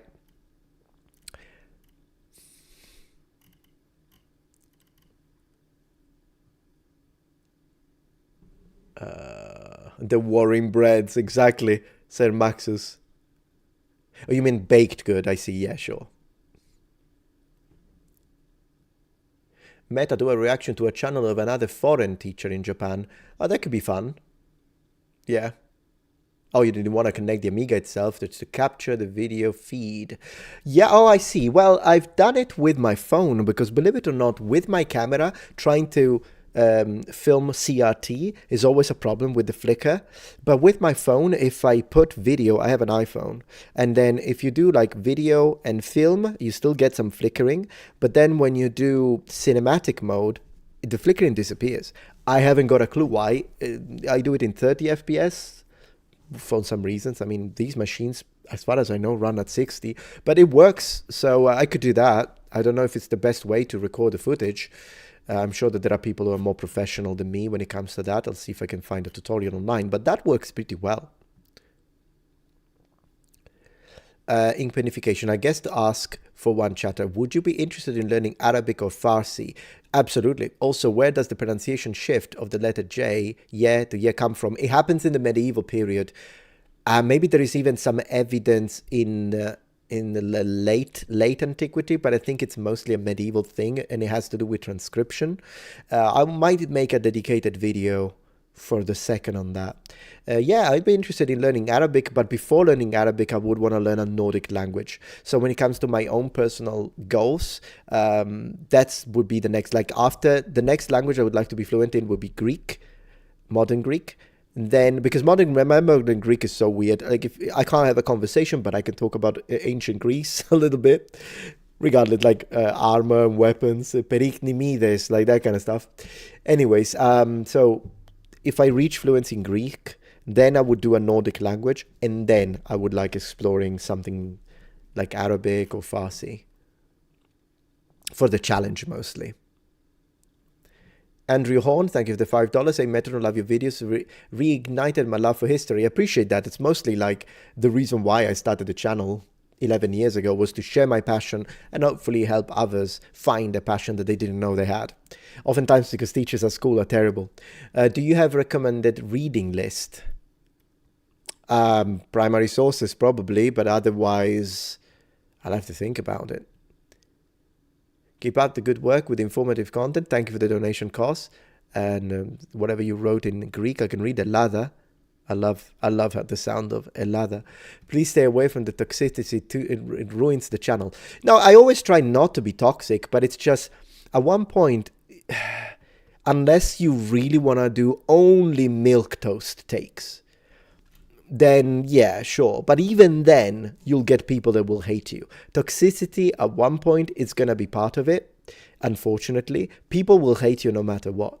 So when we talk history, I know that there are some things that I could avoid completely, but I don't, because I'm like, why? Someone has to make a stand on some aspects. As long as I do it respectfully and I don't do it in a hateful manner, then if other people want to read it as if I was trying to share hatred and toxicity, then it's on them.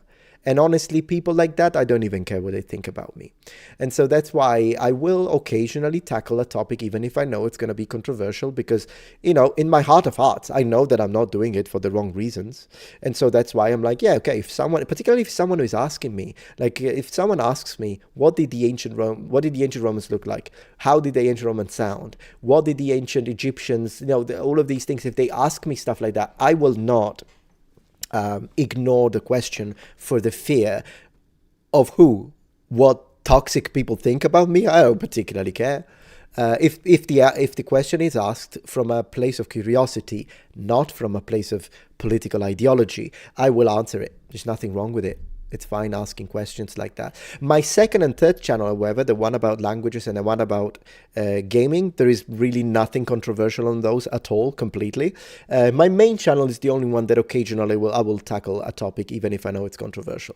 And simply because that's what my main channel stands for: civilization, history, and the truth. Second and third, you like languages? No problem, let's talk languages. You like gaming? Third channel, let's talk gaming. Those will never be controversial in any way, shape, or form, but it's because they're not channels that are specifically dedicated into the pursuit of truth. They're dedicated into the pursuit of common hobbies and passion. And that Usually it's not controversial. Occasionally people get mad over there too, but it is what it is. Let's settle it. Where pizza come from? Italy. Don't care what anyone else says. Pizza how we understand it. Not the origins or the flatbread, but pizza how you think about it. Italy. Naples. Panzer Dragon on Sega Saturn. Oh, that's a good idea, Bobby. Thank you for the donation and the suggestion. Just keeping up with the super chats a little bit because I don't want to leave them hanging. Let's see. I think I read most. Augustus Sunny, thank you for the $33. Appreciate that. Rams Paul, how has now made Substack his home platform. Hate is freedom. Salute. I'm not sure what that means, but salute to you and thank you for the support and a generous donation. Very much appreciated. Man, I need to play some King's Bounty tonight. Tenemostresi, thank you for the £5. Hi Metatron, thank you for the great content. What's your favorite Italian era? Renaissance. Or late Middle Ages, but probably Renaissance. What's your view on Ostrogoths, Lombard, and unification periods? Unification periods is kind of a broad topic. Are we talking about the unification of Italy, like I imagine? And I mean, I'm glad they did it. I'm happy that we are all one Italian country now, rather than, you know, the Sicilian kingdoms and this and that. But some people have, particularly like from a southern perspective, they did relocate some of the wealth that was in the south up north, and some southern people are annoyed by it, and justifiably so. But at the end of the day, we are a country now, and I think that's always a net positive. My view on Ostrogoth and Lombard, fascinating if you're talking about the languages, I suppose. Villain Troll, thank you for the donation. Sorry it took me so long to see it. Hello Metatron, will you make us Roman dance tutorials? May the snail riding knight spare your house. Well, thank you for that, but no, I'm not a good dancer. I mostly, rather than dance, I oscillate rhythmically.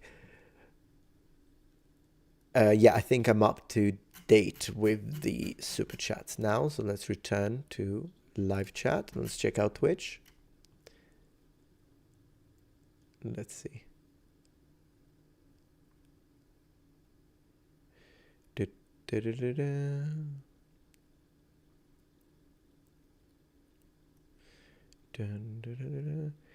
Sir Dudeman, people greatly recommend Tobias Capwell's book, but they are mostly 15th century England, so they're not for everyone. Oh yeah, Tobias Capwell is fantastic. He's an exceptional scholar. I own his book, by the way. Bought it the first one. I still haven't bought the second one. They are pricey, so it really depends on your budget, because they are expensive, but they're worth it. What's the frequency at which you oscillate? I'm not sure, Padalan. I'll need someone. I'll need a scientist to answer that. Total War Attila. I believe I own it, Chris, but I never played it. It's one of those Total War games that I haven't played. The Viking of Hard Cheese. Thank you for the support. Love your profile picture. Metatron, which do you think is the most powerful character archetype? Warrior, mage, or rogue? I always play warrior. I never play mage nor rogue in any game. I'm always like melee. Occasionally, if you give me a crossbow, I'll F with it. But in any game I play, I always play melee class. DPS, usually tank if there are no tanks. If it's one of those like Trinity type of games, depending on the game, yeah.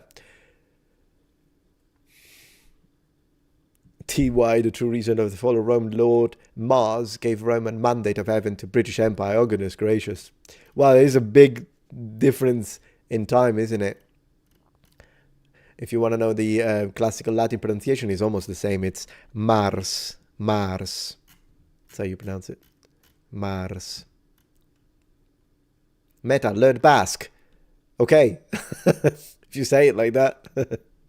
Do I know Adra's art? No, I don't. I don't know that. It is worth learning Persian. And where would one begin? I have no idea. Well, I'm sure there is a lot of online tutorials. There are a lot of online tutorials. Aurelius, I believe. Zago asks, will you do more videos on the Romanian language? I think you're asking for my second channel, Metatron Academy. Absolutely. So, you know, whenever I make a video on Romanian, it gets me a lot of views. So I appreciate that. And then it's like filled with Romanians saying, "Hey, Romanian, hello!" They're always so happy that people make content on their language, and it's fun. Yeah, sure, I'll do it. Absolutely. Video about the history of central banking. Gosh, that's too much outside my area of interest. I would be bored to death with that. Maybe if we look at the origins in the sense that, we look at the Templars as an organization and how that was an early form of banking. Sure, but beyond that, I don't think I could stay awake. Apologize for that. Oh, that's an interesting question. Jebak, Metatron, what do you think of Alessandro Barbero? I have a lot of respect for Alessandro Barbero. He's a fantastic historian. Really excellent communicator. I think the only area he was lacking a little bit was the Norse. A little bit, but whenever it comes to medieval European and specifically medieval Italian history, he is the bomb. If you understand Italian, you should watch Barbero. He's really good. Just stop breaking spaghetti, man, says Georgie. I agree. Who perfected pizza, asked Lewis. The Italians. Yeah, I'll die on that hill. American pizza is pretty good, though. But there is a difference between, like, if you want to eat experience, I don't think that the chains are a fair representation of American pizza. You've got to go to those cities that are famous for it and find the mom and pop area restaurant and eat a pizza there. Rather than ordering a Domino's and call that. I mean, it is American pizza. It's just not the best representation of it. And that's actually what annoys me sometimes when non-Italians come to Italy, go to the wrong place, in the wrong city, eat pizza, go home and say, Italian pizza sucks, man, I've been to Italy. It doesn't count.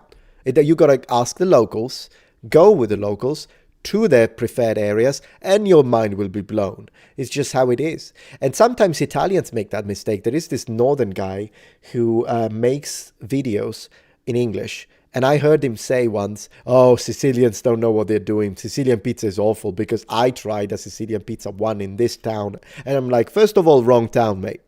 Second, tell that to my cousins in Palermo, and then we can talk about it. Third, no, but all jokes aside, there are some areas in Sicily, yeah, the pizza is not great.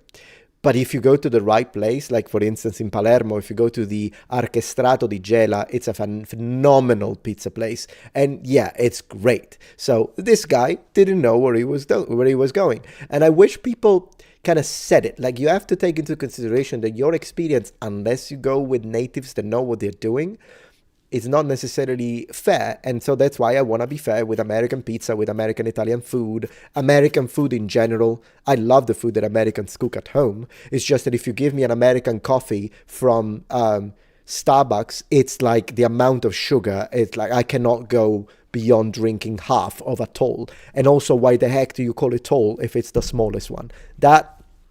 Yeah.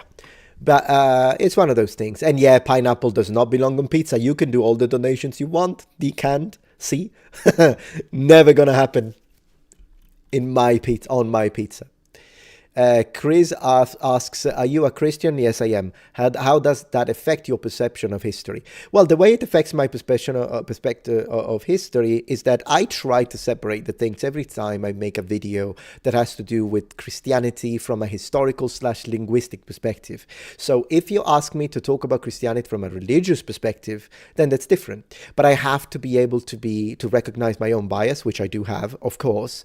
And yeah, the way it affects it affects the way I hope for things. So if I'm looking at a Christian artifact, I will go it analytically. So I will look at it with the same way I would with any other artifact and see, is this real or not? And if it's not real, it doesn't matter that it would have made me happy as a Christian to fight something that says Jesus is Lord. It doesn't matter. If it's false, it's false. So from that perspective, I always try to be secular about it as much as possible. But my hopes, I can't do anything about that. And I will always hope, I hope this is something is gonna tell us more about it or help us understand more, maybe something new that we didn't know about Jesus and his apostles and whatnot. But that's just my own hope, and I try to always be clear. Every time I do something, I always say, guys, I'm a Christian, so I may be biased. when it comes to this. As long as I'm open about it, then it is what it is. But if you ask me, so that's why if people ask me, what do you think about Jesus as a historical character? I will have to ask you, how are you asking me? If you ask me as a history enthusiast, I don't even like using the word historian with myself, but as a history enthusiast, I will tell you, well, I agree with the majority of those historians, which are still a majority, that think that we do have enough data to say it is more probable that Jesus existed historically.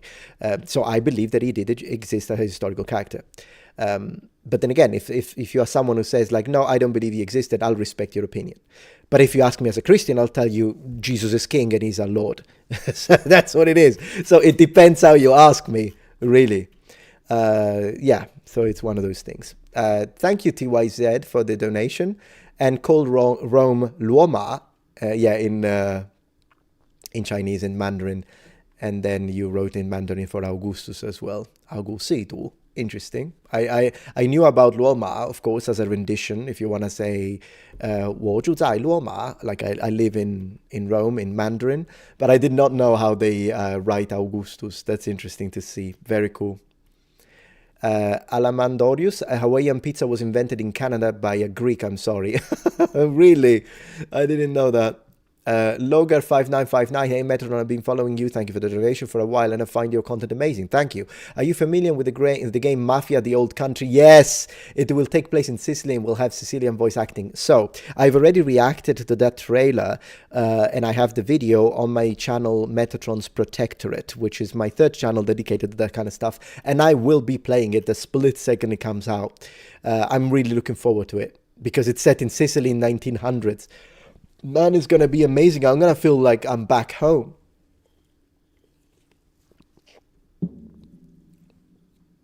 I would have to have the data in front of me. Germanicus, thank you for the donation. It's a very good question about Alexander the Great. I don't feel like I can answer it right off the bat without having time to prepare the context. But it is a good question. In fact, it could be material, video material. Thank you for the idea.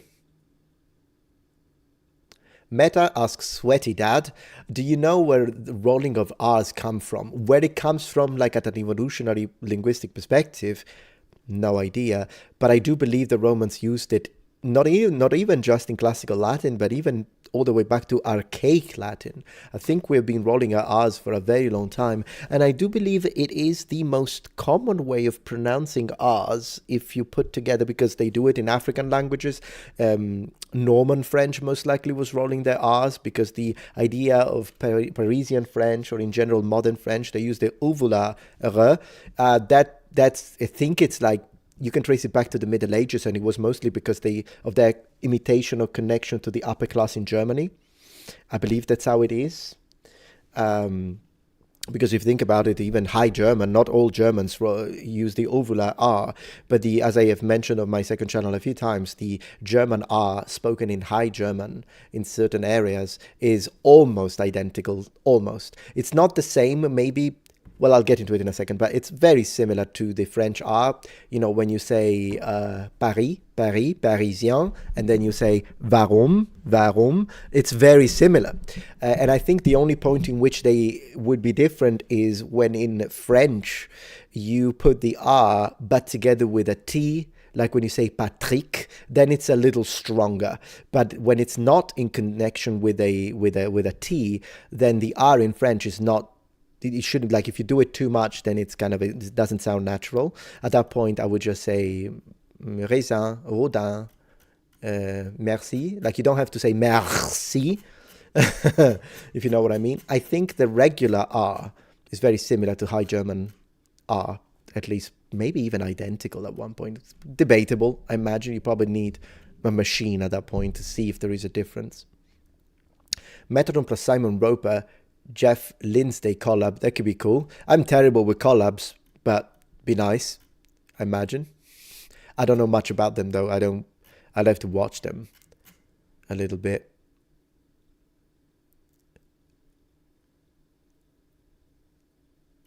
Let's see. I haven't seen the movie Conclave. No, is it good, Rebecca? Twitch, how are we doing? Let me see. Hi everyone. Hey Trianala. Oh, that's that's my wife.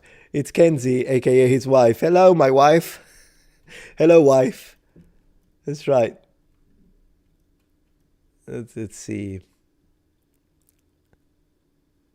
You have to go, Tomsky. Not a problem. You're very welcome. Thank you for joining the stream. I'll be streaming live some gaming later on tonight as well. Again. Hello, husband. It's adorable. Starting to get a little hungry, but we're having a good time here. Okay, let me move the chat to the right. And I want to, there is one video, there is one channel I want to have a look at together with you guys. Let me read this super chat. Local Enterprise Broadcasting, thank you so much. The Shroud of Turin is a cyanotype, not a religious relic. It is still important because it is the earliest documented cyanotype in existence and predated photography, photographed by 7 centuries. I do find the Shroud of Turin fascinating. Now, whether it's a religious relic or not, I think it depends on the point of view and the perspective. It is a fascinating thing to study, though. I enjoyed preparing my video on it. Ooh, Valorant over at Twitch. Thank you so much for adding 1 gift subscription. I appreciate that. And Kill Bullet, thank you for all this. Goodness gracious, gifting 8 tier 1 subscription to Metatron's community. Man, you're the man. You guys are incredible with the support, both on YouTube and Twitch. You guys are the best. Thank you so much. Very appreciated. Okay. I've been enjoying the videos a lot. Thank you. I really appreciate that, Killer Bullet. You're the man. You guys are all great. All right. So how about I'm going to show you one thing. Right. So I'm going to show you Golden Axe for a moment because you need to see Golden Axe. You deserve to see Golden Axe. So display. So this is where I was a second ago. And that's why you could hear the music. This one here. Check this out. Check this out. Come on. I love it. Now some people hate, one second. Some people hate this. It's the cover art for the Mega Drive. It's the European cover art. It's different from the American cover art because they say the pose looks silly. I love the pose. Look at the guy. I mean, given her pose looks like a model, but she does look like a model from the 90s. Look at the hair. Look at her hair. So, but I think the pose of the dwarf is cool, and but the guy, Axe Butler. I don't know why I don't call them with their names. It's Axe Butler, Gilius the dwarf, and Tyrus Flare. I know the names. I don't know why I don't use them. I think he's so cool. Like, look at him. He's like a beast. Anyways, enough with that. Enough about that for now. You know what channel I wanted to have a look at? Screen Tested. How about we check that channel out? Awesome channel. Let's choose a video. I want to react to one of his videos. He's Shad's friend. Look at the muscularity, said Wolfenbach. Yeah. I think tonight I'm going to play some Golden Axe. I really do. I love that game. Even though I'm not really good at it. I've only been playing it for 12 years. Real serious, thank you for the donation. Hi Metatron, is there a specific film show game that is always a standout for you in terms of quality and historical accuracy? Love your content. Gosh, a film, I'll have to think about it. A game, it's still going to be something old school, like maybe, well, apart from Kingdom Come Deliverance, it's fantastic. That's the obvious choice. But I don't want to give you an obvious answer. How about something like the Knights of the Realm for Super Nintendo? If you've seen, they've got historically accurate arming tablets, like the one I'm wearing. It's on that game. I'll show you. But first, I want to react to one of his videos. What has he got? What has he got? Let's see. Star Trek. Hi. Hello. I know you said you're hungry. A little bit. What do you want? What do I don't know. Do we have pizza? Do we have... I could order it. Oh, I don't know if I want to go all the way down to ordering it. That flatbread thing. Oh, yeah. That would be fantastic. Okay, and I gave you the Prime sub. Oh, you gave me the Prime sub. Thank you. I have it. My wife gave me her Prime sub on Obviously, Twitch. I Thank have to you. give it to you. Very much appreciated. Woo! Thank you. Massive thank you to my wife. Okay, I'm gonna make that for you. Thank you so much. See. All right, screen tested. Let's. Oh, he has got Castlevania, working Castlevania Morningstar. I might check that one out since we were in topic. Elden Ring. Oh no, by Elden Ring. Rivers of Blood Katana moveset tested. I am so gonna check this because I love Elden Ring. Do you guys love Elden Ring? Let's check it out.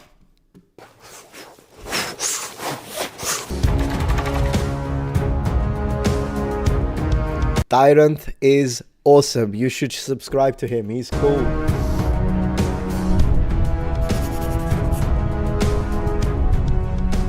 Hello and welcome back to another episode of Screen Tested. I am your host Tyrant, where we take things from movies, TV. Hello, Tyrant. You got a katana. Love that. Let's see. Elden Ring is awesome. I need to do an Elden Ring stream when I start from scratch. But we play it on my pace. I'm a slow player, okay? I'm a player who just takes his time, looks at the beautiful music, sits down a moment, looks at the sky and the contrasting colors, and that's what I do, okay? So I get and also I farm just to buy the armor. That's all I do. So that's what's gonna happen. Good luck seeing me defeat a boss. Oh, I got a hype chest. Let's open it. I don't know what that does.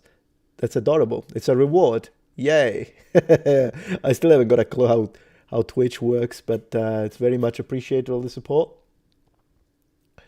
Do you believe that the Shroud of Turin actually belonged to Jacques Desmoulins? It's a possibility, but for me, it's a no, because of the sort of fabric and the way it was intertwined. It looks more like it was actually from classical antiquity to me.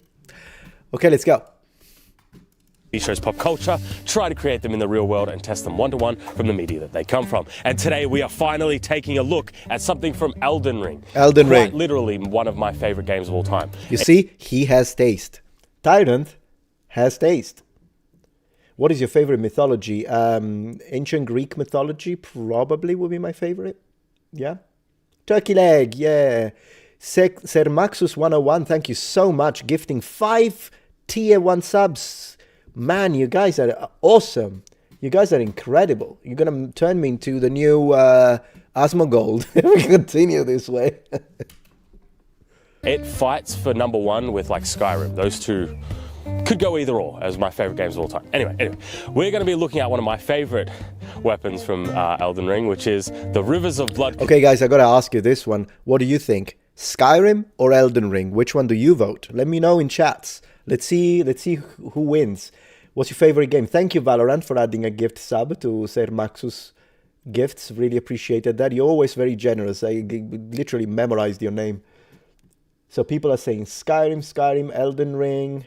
It is so different because they're so different, right? One is an RPG, single-player RPG, fantastic. Skyrim is one of my favorite games. I will replay it until I'm 90, and I don't even care. And I have bought every single existing iteration of that game for any system I have it. Physical, digital, everything. But Elden Ring is probably one of my favorite Souls games. Probably my favorite Souls games is Elden Ring. What does chat say? What does chat say? You say Skyrim nostalgia is unbeatable. I see, I understand. I can set a poll. Ooh, okay, let's do that. Now, sorry if it takes me a minute to figure it out, but I've got to do that. How do you set a poll? How do you do a poll? I don't even know. Oh, yeah, that's how you do it. Engage with your audience. Woohoo! Start a poll. Ask a question. How do I do the? Oh, this way. Okay, what's the best game? Let's go. And 1 is Skyrim, and 2 is Elden Ring. So we did the poll. Start poll. Boom. So we started the poll. Man, I feel such a professional YouTuber. Can I do a poll over at Twitch? Chat setting, chat. I haven't got a clue, guys. Like, I really have no idea. You know, I promise that I'll be watching a lot more tutorials on how to use Twitch and become super professional. I don't know how you do that on Twitch, to be honest. Can you even do that on Twitch? Doing a poll? Well, you'll let me know, I'm sure. Good, so we're doing a poll over there. If I figure out how to do a poll on Twitch, that would be great, but I'll have to see if you guys can teach me. In the meantime, let's see what Tyrant has to say. Katana, that is correct. I am your average Rivers of Blood enjoyer. Yes. And I thought, why not do some testing since the Elden Ring DLC has just dropped? No spoilers. No spoilers. I haven't played it yet. I've been too busy. But I will play it very soon. Tell me about it, mate. 3 channels plus Patreon plus Twitch. I don't even know how I get time to sleep. Yes, I do play Souls games, Surgeon's Lysis. I played all Souls games starting Demon Souls. As I say, Elden Ring is probably my favorite. Second would be Dark Souls 2, and I do not care. I will not apologize for that statement. But yeah, I love it. Let's see. Oh, you like GoldenEye? Yeah, I have GoldenEye on N64 physical. I have it. Evening, Sniper Wolf HD. And what else do we have? Surgeon Slices, I read that. Let's see, Skyrim Nostalgia. Yeah, I get that. What is your favorite modern video game? It really depends. It still kind of depends. So it depends on my mood. I don't have a favorite a priori. I just have a favorite depending on what I feel like that day. So it's one of those things, I suppose. And it will consume my life again, and I am down for that. All right, but yes, I have got one of my katanas with me today. This one here in particular, which I think will be a good... Let me see if I can, in particular, I want to see if I can put on the accent. In particular... analogy for the Rivers of Blood katana, and the reason why is it has massive gouges all throughout the blade, which I think will make a good analog for something like the Rivers of Blood katana because it has a lot of waves and stuff like that. Man, what have you done to that katana, mate? Goodness gracious. Dark Souls 2 is indeed underappreciated. Yeah, I mean, it's Fashion Souls. It's great. It is a great one.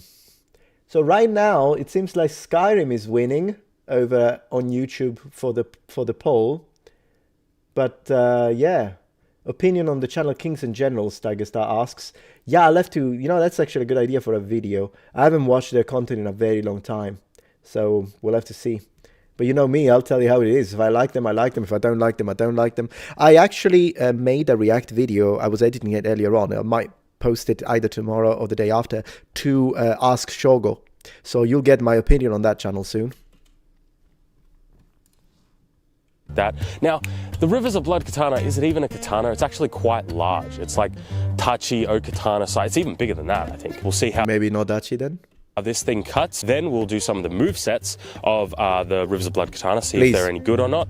And then lastly, we will do a little bit of a test that is hopefully very close to the animations. Let's get started with today's episode. Should be fun. I can't. He's awesome. I love his editing style, by the way. I think he edits better than me. I'll have to ask him if he can edit some of my videos too. I'll pay him for it. Morrowind. Oh, Morrowind is so good. Yeah, I have a lot of good memories for Morrowind. Really, really good game. Can't wait. It's an Elden Ring, baby. Let's do it. Yeah. All right. We've got a pool noodle here, a standard cutting medium. Let's see how this thing cuts through a pool noodle. That was a clean cut. Very nice. Yeah. I will stream Kingdom Come Deliverance, Paulie. Absolutely. I'll be like 9 hours in a row on Twitch. Thank you, Blue-Eyed Devil, for the $2. Thanks, Metatron. I thank you. Yeah, good. O'Codin, it's good to have you here again. You have an awesome name. You know Skyrim? Absolutely. Yeah, today we can check out a little bit of Skyrim. But I've reacted to Skyrim lately. I know him, like we talk, we chat. Let me see. Corey says, Metatron, please accept my eternal thanks. I've been watching you for 6 years. Wow, you're an old school. This year, you helped me begin a journey towards Jesus Christ. God bless you, Metatron. I'm very happy to hear that. So welcome. Welcome among in the community of Christians. Thank you so much. But anyone is welcome here, by the way. Christian, atheist, Buddhist, whatever you are, you're welcome because freedom is welcome. Cool stuff. Let's go. I mean, seemed to cut through quite well. Nice. Oh, he's doing the moves. That was pretty good. Like the movie. I mean, I wouldn't use the katana one-handed like that personally. There are some moves like that in Yaido. So you do set them. Even in Kenjutsu, sometimes you can draw, and of course you use one hand because you're holding the saya. And then usually, like what I would do is imagine I draw and cut, and then bring it back up, and then hold it with both hands. That's what I would do. But it's not like I know what I'm doing anyways.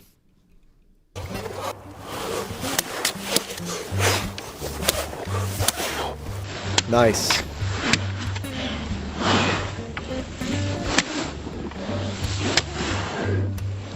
Okay, so this is a beautiful location. Look at the mist in the background.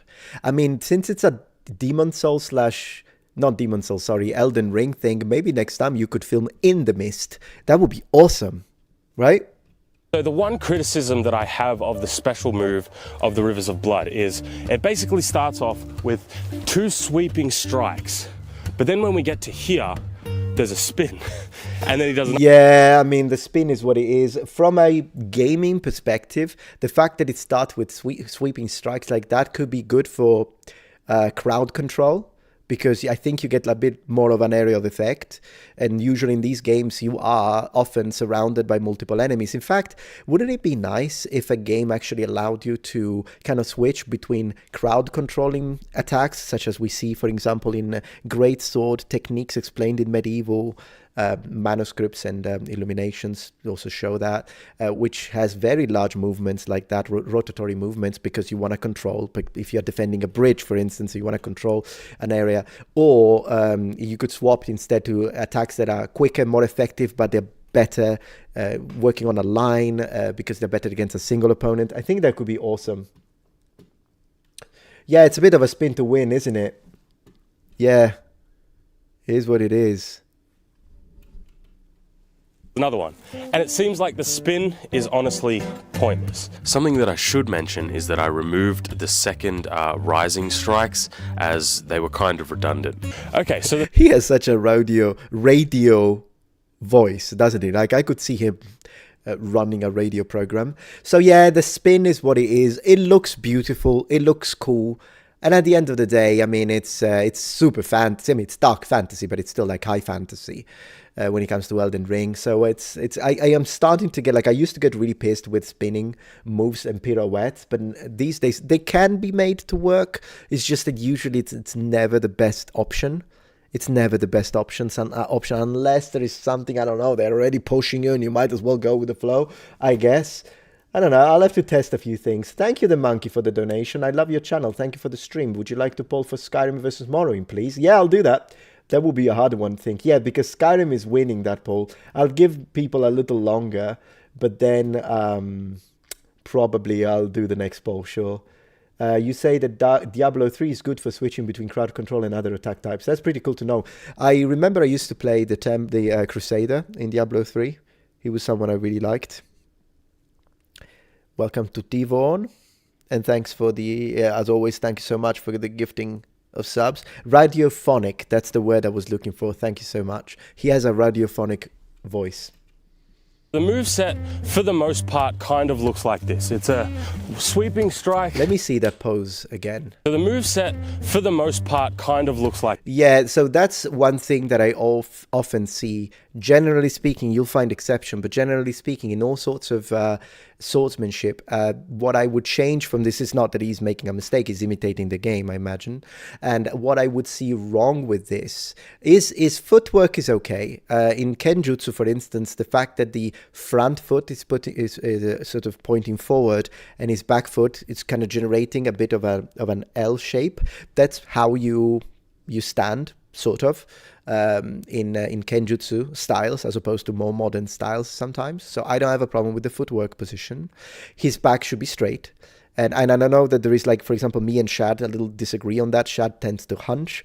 I usually try to keep I have that tendency, but I try to correct it because I think it is mechanically advantageous to keep your back straight, so we disagree on that.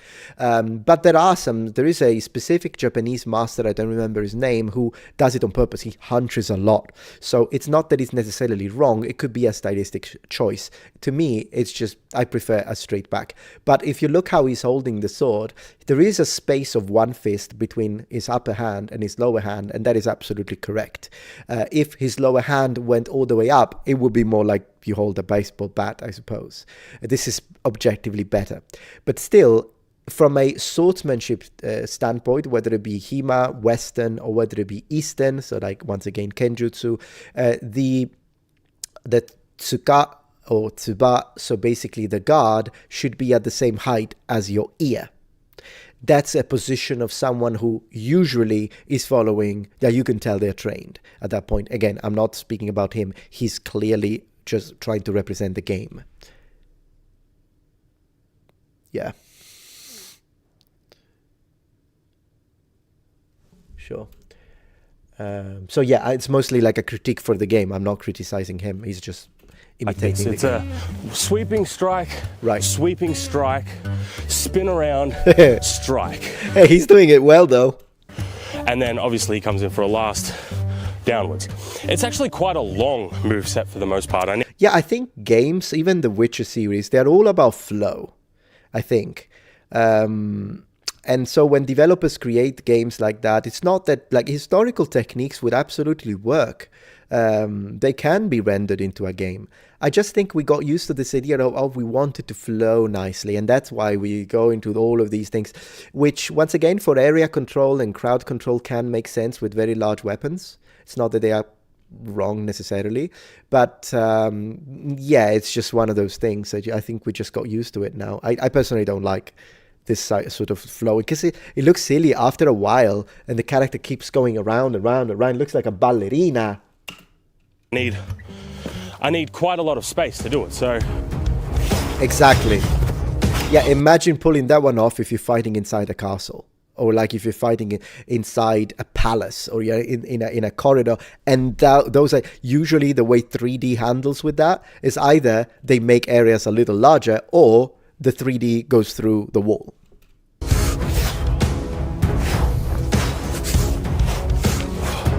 Nice.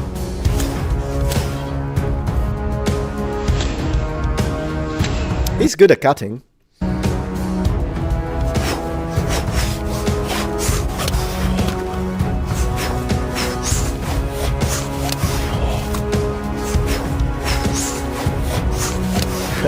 Very cool, very cool. As always, I don't watch the entirety of the thing, because I want to encourage people in my React content to go and check out the link in the description that I will put, and in the pinned comment, whichever you like, even both if you prefer. Maybe give me his final thoughts so people can actually watch all the rest of the video. Let's see. Oh, this looks sweet though. Check that out.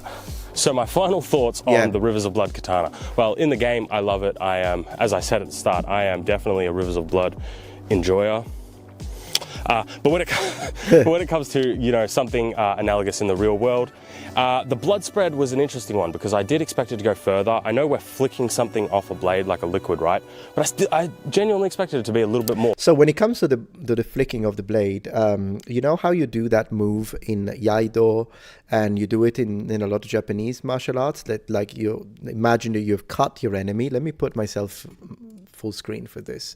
So you cut your enemy, right? And then they do, boom, this move, which is the blood flicker. It's called chiburi in Japanese. I'm not sure about the pitch. And you either have this, or sometimes, like in styles like Katori Shintoryu, they literally flip the sword like this, and it rotates in the air, spins in the air, and then comes back. All of that is ceremonial. I know it's ritualistic, should I say. It would not work. If you have blood stuck on your blade, and you were a real Japanese samurai, but you have to remove it before you put the sword back in the scabbard for obvious reasons, you would just take a piece of cloth and you would wipe it off and then put the sword back. But this is beautiful. And so it's an artistic expression, because remember, it's martial, but it's also arts. And it should be seen as that. It's an indicator of something that has become a tradition, but we should not imagine that the samurai in feudal Japan or Ashigaru and what have you would actually do that. They wouldn't do it. They would not do it. Yeah, piece of cloth, exactly. Schizo popping off. Yeah, of course, and it also sticks, yeah. You have to, if you can, you will clean it immediately. Like if it's a one-to-one duel, you you are unalived your opponent, and then yeah, sure, you'll do that. But if you are in the midst of the battlefield, that it is what it is, probably your armor will be some areas of your armor, some spots might be covered in blood. Imagine if you beheaded an enemy like they did, and then you're lifting the head. It could happen that a lot of you get splashed. It's not like you have time to clean yourself at that point, but eventually, yeah, you have to maintain your equipment, and it's one of those things. Okay, let's see how he finishes his final thoughts. Or maybe 2 meters, like a good coverage at 2 meters. We got some alright coverage at 2 meters, and then at 1 meter we obviously got some good spread. In terms of the moveset, it is so interesting. I'm gonna analyze a little bit his accent now because I'm funny like that. But just to say, so when he speaks, you can tell he's from Australia, but he does not have a strong Australian accent. I think Shad has a thicker Australian accent than him. But one thing that I'm noticing with Australians is that they do sound quite similar to they're closer to English as an accent than they are to, for instance, Americans. However, I'm noticing that often Australians have one sound in common with Americans and not with English, which is called technically flapping. What flapping is a pronunciation, a modification of the pronunciation of the T. I don't have it, for instance, when you pronounce the T like a soft D, sort of. So it's a bit like when you say beauty instead of beauty. And I'm noticing that both Americans do it, we know that, society, for instance, instead of society. But Australians also tend to do it. It's just that it sounds different because they'll say mira. I mean, I can't do it. I can't put on a good Australian accent, but I'm saying they will still have a non-rhotic accent, but they will have the flapping.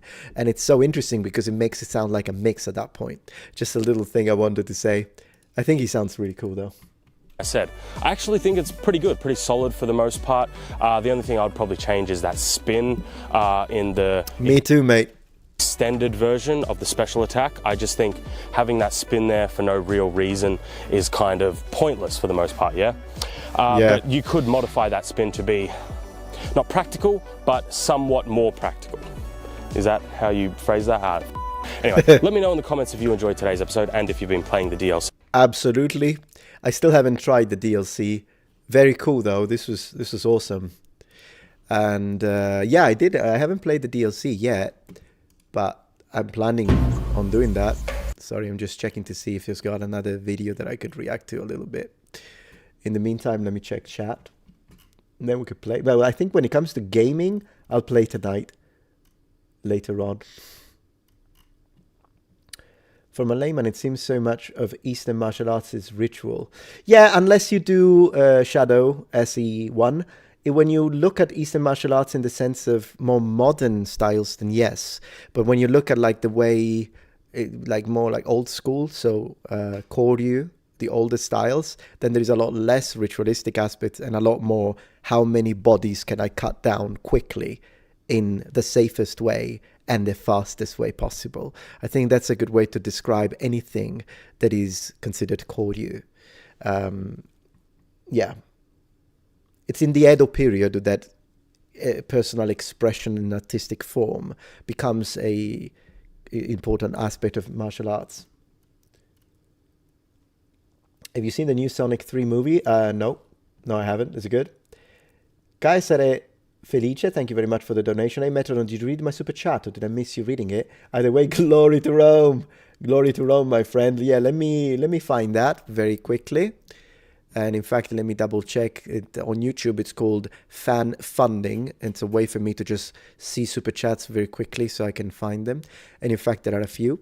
Ink Panification, thank you for the $2. If you have time and money, visit Butrint. I don't know what that is. Right now, I'm not really planning on doing any traveling, to be honest. I traveled so much back and forth between Italy and America.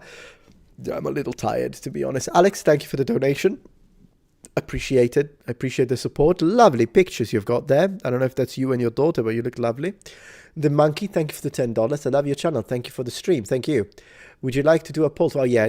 Yes. Skyrim and Morrowind. I'll do that. Blue-Eyed Devil, I appreciate your honesty. Thank you so much. Thanks, Metatron. Appreciate the donations.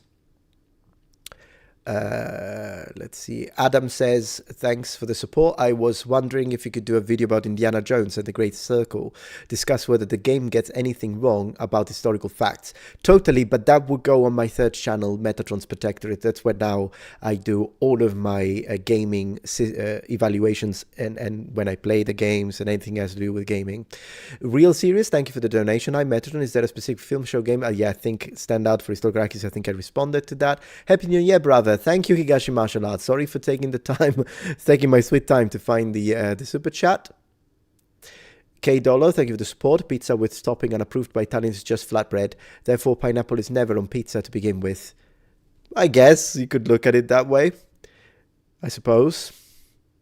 Man, you're talking about flatbread and get me hungry. Well, my wife is making the flatbread right now, so it's going to be great. All right, so it seems like Skyrim wins over Elden Ring. Let me show you, in fact. I'm going to show you this. Skyrim wins, noble ones. It wins. Skyrim 66%, Elden Ring 34%. We're going to end the poll and we're going to start the new poll, which is going to be which is the best for nostalgia. One moment. We're going to do start a poll. Which is the best for nostalgia? Skyrim, Morrowind. Add an option. Oblivion. How about that? Boom. Let's go. Let's go, ladies and gentlemen. What would I have chosen? Do I prefer Skyrim or the Elden Ring? Oh, gosh. It's difficult because they're... If I have to pick one, I'm going to have to say Skyrim. But Elden Ring is a close second, mate. It's a close second. Yep, totally. All right, let me see. How are things over on Twitch? Let me have a look. Man, you guys have been amazing with the subscriptions tonight. And yesterday night and the night before that. But I don't know why the chat seems to be... Is this correct? Yeah, everything working normally? Yes, okay, good. What's your favorite color? Blue? Yes, it is blue.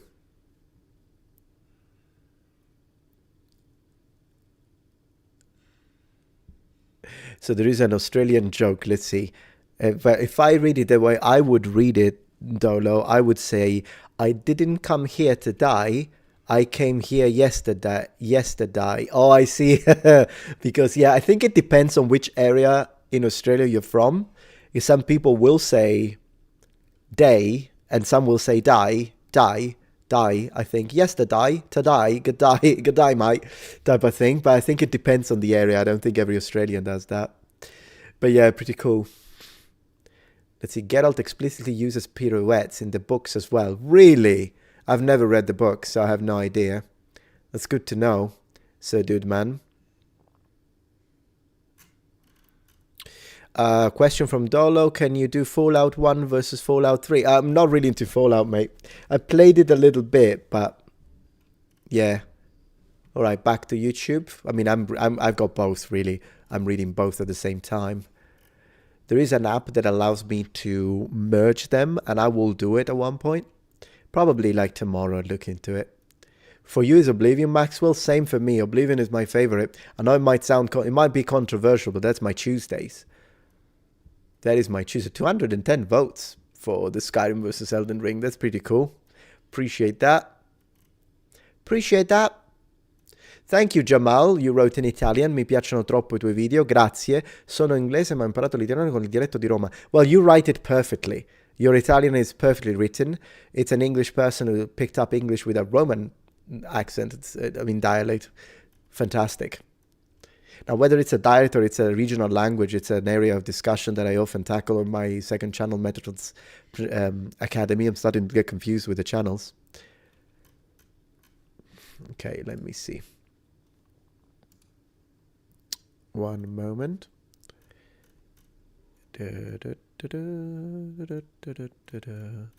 Just checking the comments very quickly, making sure I'm not... oh yeah, there we go. So, Kaisara, you were saying, hello Metatron, could you share your knowledge on the mystery of Roman dodecahedrons? I don't really have knowledge on that, sorry mate. Apologies. Could be an interesting topic, I suppose, but there are so many interesting topics out there. It's really difficult to choose, even when you make daily content like me. Right now, Skyrim is leading, Oblivion second, Morrowind third, Titus Flavius Vespasianus. That's a nice name right there.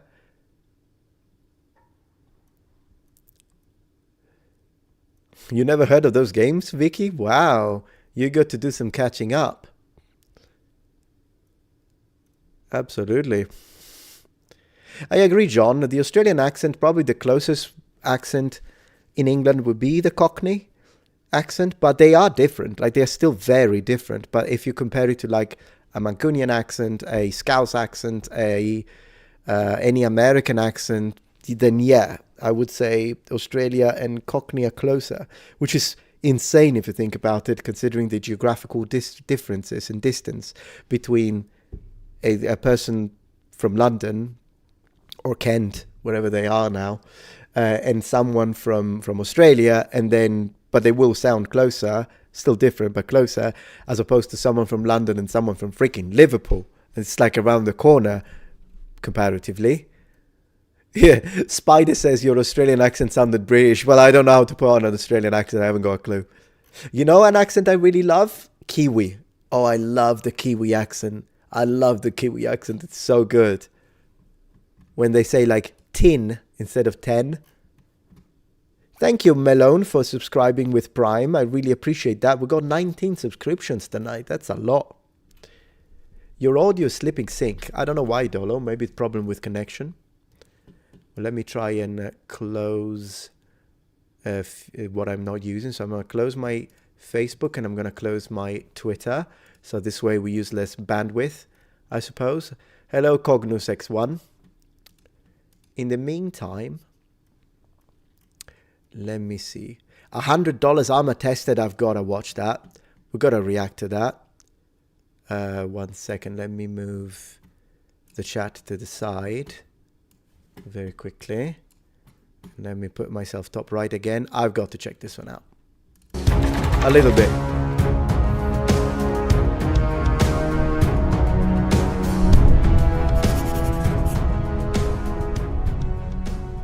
Hello and welcome back to another episode of Screen Tested. I am your host Tyrant, and in today's episode, it's something out of the ordinary. You read the title, you read the thumbnail, and you're probably wondering, what's going on?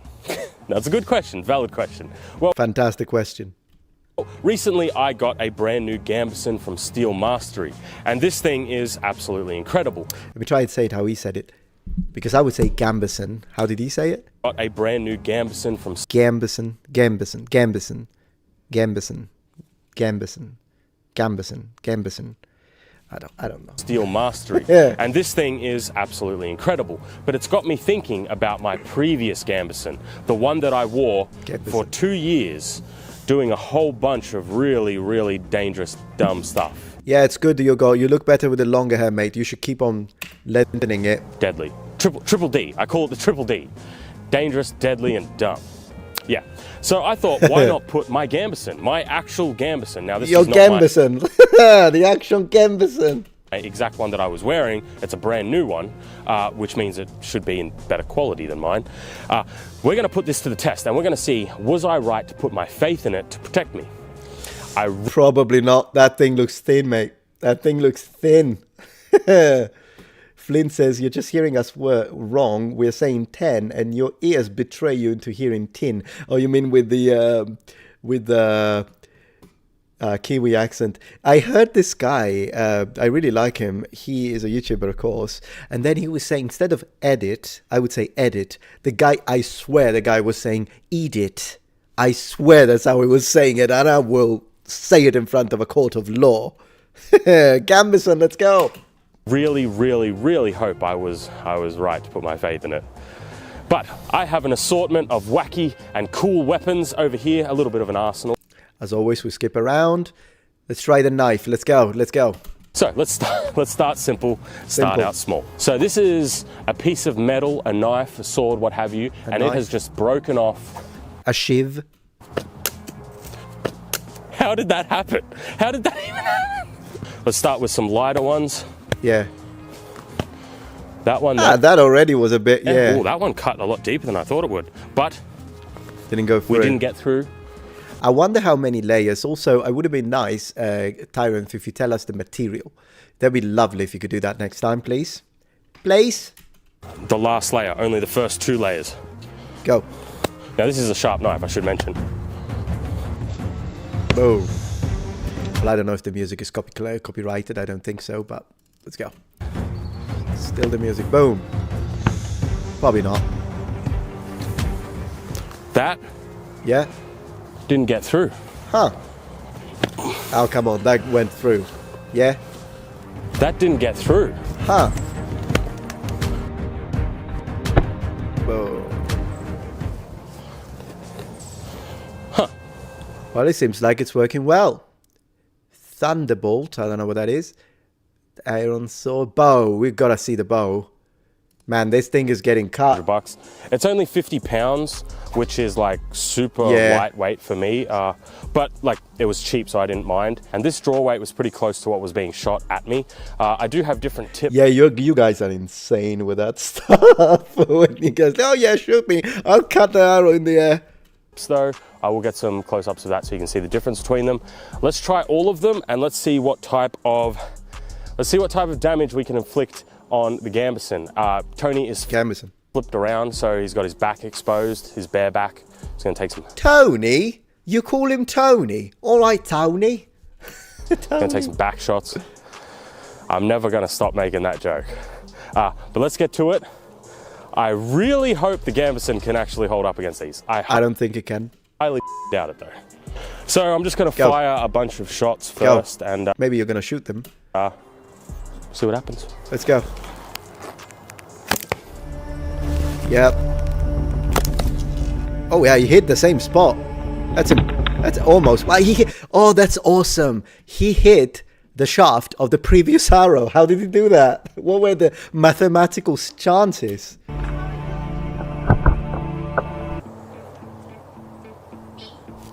Hi. Oh, the pizza's here. Lovely. I just shot an arrow in half. He did. Did you see that? I did see that. It was awesome.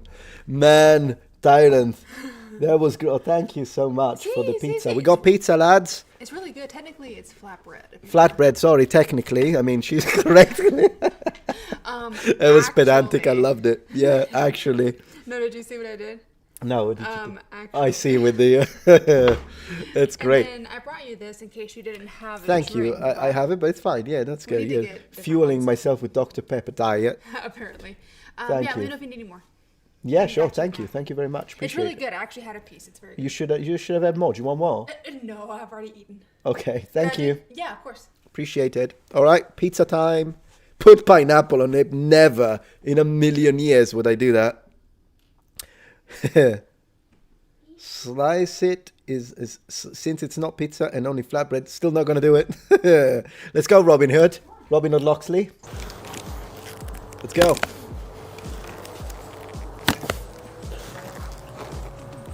That's pretty good. Man.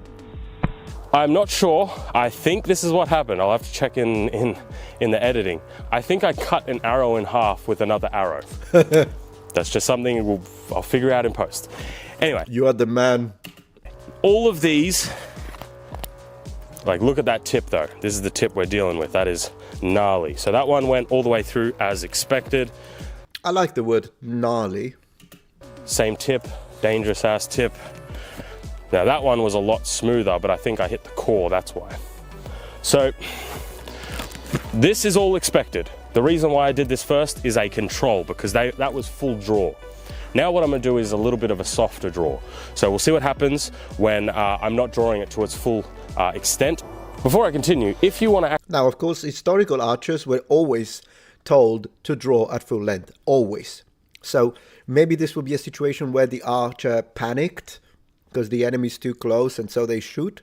But historical archers would need to draw a 100 pounds bow, even higher poundage, all the way back to the ear. That's what we are told, and that's what you see in iconography. Now, will you always be able to do it? Probably not. So it's still a valid thing, but just to put context. Actually check out Steel Mastery's range of gambesons if you want to get something similar to mine. They do a bunch of custom stuff. There'll be a link in the description and stuff. They didn't pay me or anything. I'm very thankful that they were able to make this for me, genuinely, and He sounds like such a nice guy. I like the quality of their stuff. All right, let's fire some more arrows. Now, I'm obviously not going to be using full draw. We're just going to, something soft, a little bit more casual. Somebody's aiming willy-nilly, somebody who doesn't have good aim, who's also bald. Oh, I'm terrible at bows. Oh. He's talking about the other guy. What's his name? I know who he's talking about. Yeah, you have a good point. You say they may not pull full back under the heat of battle. I mean, in theory, they're supposed to be professionals, but I'm sure, never say never, it would happen. Hey, Baron Von Boom, going very well. Having pizza, watching Tyrant. We're having a good time. Enjoying the chat. Bounce. Let's get the gambeson off and see the final results. Do that. Because these outside results, we can see, like we said right at the start, this slash just went straight through.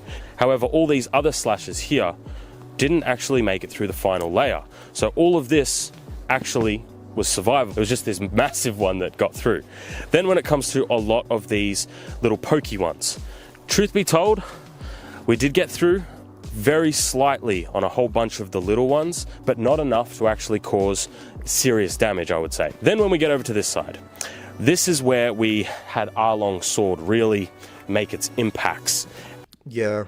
And as you can see on the back, it was only a couple of little ones that got through, which is super surprising because there was a lot of big whacks in there. Things like... I mean, fabric armor is armor. Would I trust it as a standalone thing? No, I would put mail on top, but it is armor. Like the grappling hook, it seems none of them got through. However, when it comes to the arrows, pretty much most of the arrows got through. Like we can see, yeah. there. Pretty much all of them got through. And that was because I was using quite pointy tips. And it was a 50 pounds bow. Imagine a 120 pounds bow. That's one of those things whereby, you know how he was shooting at a very close distance? And some people might think, yeah, but he was too close. Archers would shoot from far away. Not really. When you look at iconography, oftentimes it appears that archers do shoot at point blank. Does that mean, it doesn't mean, of course, that they would never shoot at a distance. They would. But if they can, they'll do it, and we do have mentions that archers would have done it.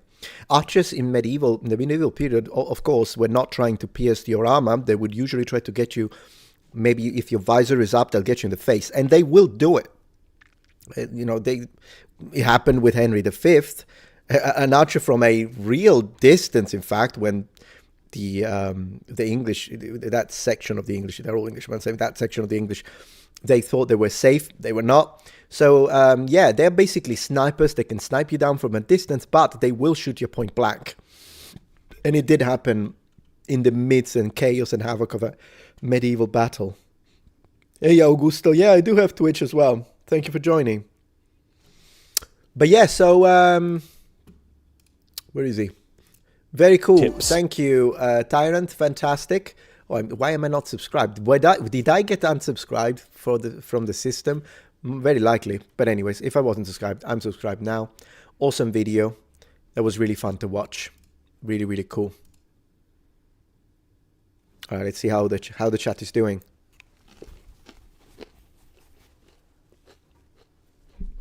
Pizza with Metatron.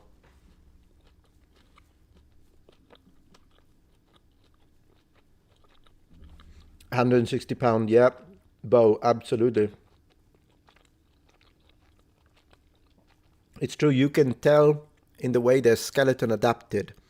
And most likely they would have been big guys. Because oftentimes when we look at fantasy, we imagine archers being like skinnier guys and the guy with a sword is the big guy. But in reality, it's the opposite. Archers would have been big guys.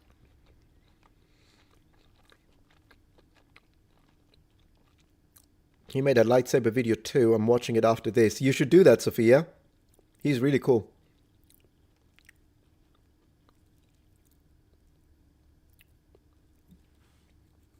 Okay, let's see how we're doing over here with the chat. Let's see. Where did I put the chat? Where did I put it? Did I hide it? I need to find the chat, guys. 1 second. Okay, I found it. I lost the chat. North02 says Salve Metatron, and you have a tick, which means you're a creator. Let me have a look. What channel we've got? So North02. Let's have a look. There you are. 400,000 subscribers. Awesome. What do you do? Let's see. Let's have a look at what you got. Oh, you got a lot of prehistory stuff. Let me show. Very cool, very cool. 50,000 years old, 2 weeks ago. So you post, you're active, very nice. Oh, that'd be nice. I love prehistorical stuff. I'll definitely check out your channel. Appreciate that. Thank you for being here. And then let me see. What else have we got? That I skipped? Man, that took me a while to see. I apologize for that. I don't mind, Negano says, I don't mind pineapple on pizza, but also there is boundaries when they say start putting any fruit on it. Pineapple is a good antioxidant. Yeah, but you can eat it separately. You can have the pizza, and then, as like a little dessert, you can have the pineapple. Kelly Tabor, thank you for the $20 support. Very much appreciated. By the way, who won? Skyrim wins. I end the poll. Skyrim wins. And then we have Skyrim 48%, Oblivion 32%, Morrowind 19%. Man, you guys like Skyrim. I need to start playing Skyrim on my third channel and on Twitch then. I'm going to have to start doing that. Absolutely. Kronk is German for sick. I didn't know that.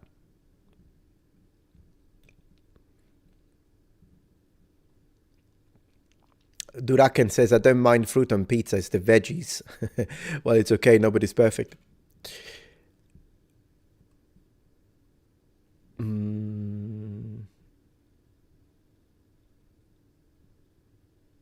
Yeah, you can eat them separately. What's the problem with that? You can have it for, like, you know, at the end. Original Legend of Zelda. Absolutely. Absolutely. Sir Pipwise says, I'd much rather watch you play Morrowind, to be honest, but the people have spoken. Oh, yeah, we'll play all of it. As I say, I've been streaming like a maniac. Yesterday, we played like 4 or 5 different games in one night. So I can jump between games. Absolutely. That's the fun of it. That's the fun of it. What about putting a pizza on a pineapple, though?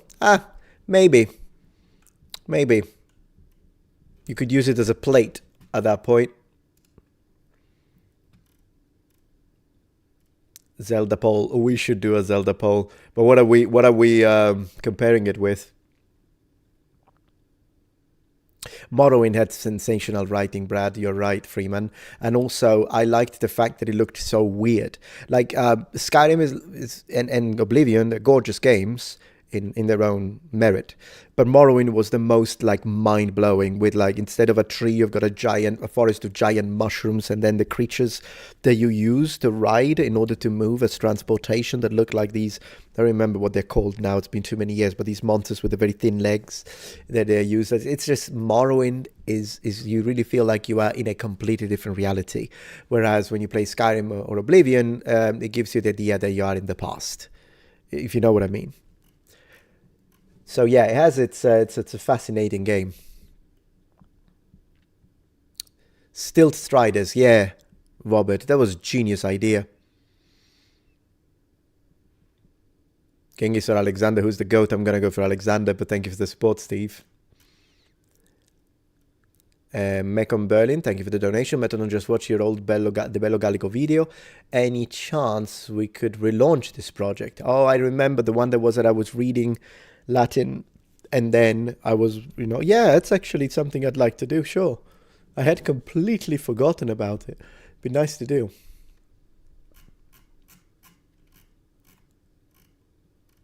Absolutely. How long have we been streaming? Let me check that. So I have an idea, because at one point I'll take a break before I come back to do some gaming streaming. That would be really fun. So we have been streaming for exactly, where the heck do you read it? I thought it was, oh my gosh, why do I never know how to do things? I'm just trying to see where it says it. Where does it say it? Does it say it here? Nope. Does it say it here? Nope. Does it tell you? Okay. Oh, it's so funny. I don't know what I'm doing. Somewhere here it says it anyways. I imagine it's been... Oh, that's where it says it. 2 hours and 41 minutes. I found it. But thank you, Fluff Master. Appreciate that, Jamal. It was just at the bottom of OBS. That's where it says it. Now I know. Learn by doing, I suppose.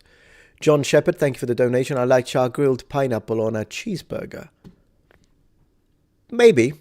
It's not one of those cheeseburgers that are so gourmet that they get so tall that I can't bite them. Those annoy me. At that point, I'll just get a McDonald's cheeseburger, to be honest. How historically accurate is Three Kingdoms? A few of you have asked me that, so I'll probably have to make an episode. I'll make an episode, mate. For sure.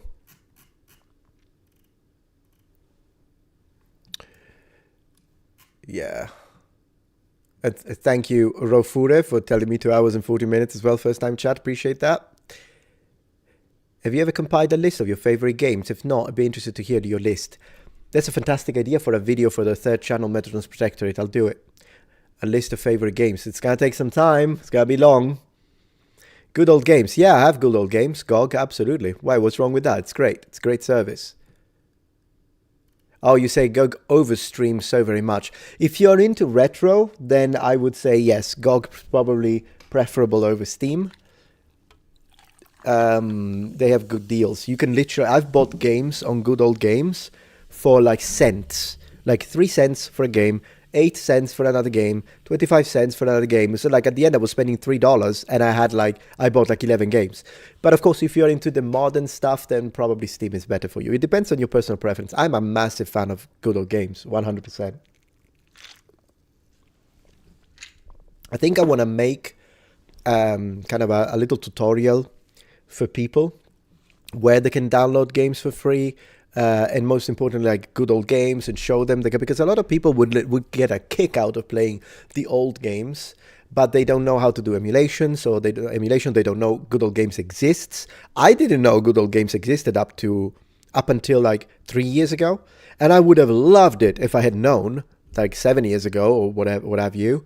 So you miss your physical copies, then you should subscribe to Metatron's Protectorate on YouTube, Pedro, because I show all of my physical stuff there, all of my physical games that I've kept. I've kept everything since I was like 10. I've got it all, and it works, and it's great. And I still use the systems, and I do the reviews. In fact, I've just released, kind of want to show you very quickly this, because you guys are going to get a kick out of it. Just give me 1 second. There you go. Inbox. There we go. So let me show you very quickly. So I've just released today this video. I found a Sega Saturn inbox. Let's test it on Metatron's Protectorate. It's such a fun video, and it's a series. This is episode 2. Episode 1 is, let me see, Xbox. Episode 1 is this one. I found an original Xbox. Let's test it. And I'm going to continue. Like probably in the next couple of days, I'll do another one, either with the Dreamcast or the Sega Genesis. And then I'll continue like this. And it's going to be, and these do well for how small the channel is. So if you enjoy that kind of stuff, I would suggest to check out that channel, because that's where I post that kind of content. You see, when my Metatron channel started as a very, very much of a variety channel. I was playing the piano, doing history, armor, weapons, video games, ancient languages. I was doing everything on that on my main channel. But eventually what that did is that it helped the channel grow, but then I had groups, pockets of clusters of watchers. So someone who subscribed because they liked my Latin, they didn't watch my videos on gaming. Or someone who subscribed to history didn't care about the language. Someone who was there only for gaming skipped my... So what that created is a channel that started becoming ineffective. So that was not very good. So at the end of the day, I stopped doing that.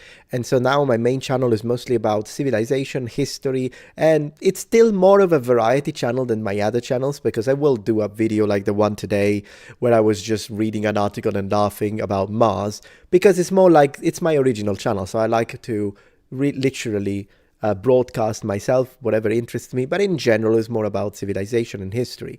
But then now I have the dedicated specialized channels, my language channel, Metatron's Academy, and my gaming channel, Metatron's Protected. That's all I do on those channels. And they are growing very fast. And I do believe that for viewership perspective, right now they're not as good as the main. The main is the Metatron's channel is my breadwinner. But the second channel, for the subscription base that it has, almost 70,000 subscribers, it's actually getting excellent views. And I do believe it has the potential to, at the end of the day, have more views and more revenue, even compared to the main channel, as long as it continues to grow as is. So specializing your channels, if you're a content creator, is something that is in fact advantageous in the long run. Because otherwise, we all know that your subscription number is a vanity number. Yeah, you can have, like, I've seen channels with 1 million subscribers that struggle to get 500 views. So, and even my channel for almost 1 million subscribers doesn't really get as many views as I would want it to. But I counteracted that by going into daily upload, and now I'm happy. I get about 3 to 4 million views a month, but that's only because I post daily, because if I didn't, I would struggle to hit 1 million views a month, which for a channel of that size is not very good. But it's always an inflated vanity number. It doesn't really matter. But what does appear to be working is specializing your channel and your content. I think that's a very good way to build your second and third channels, and it's really, really working very well. Need for Speed on the OG Xboxes. Yeah, I agree. Fantastic game skits popping off. Stream is king, says Maxus. Stream is good. Steam, you mean. Sorry, but misreading.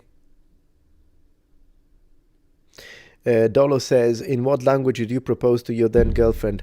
I proposed in both English and Italian in Venice.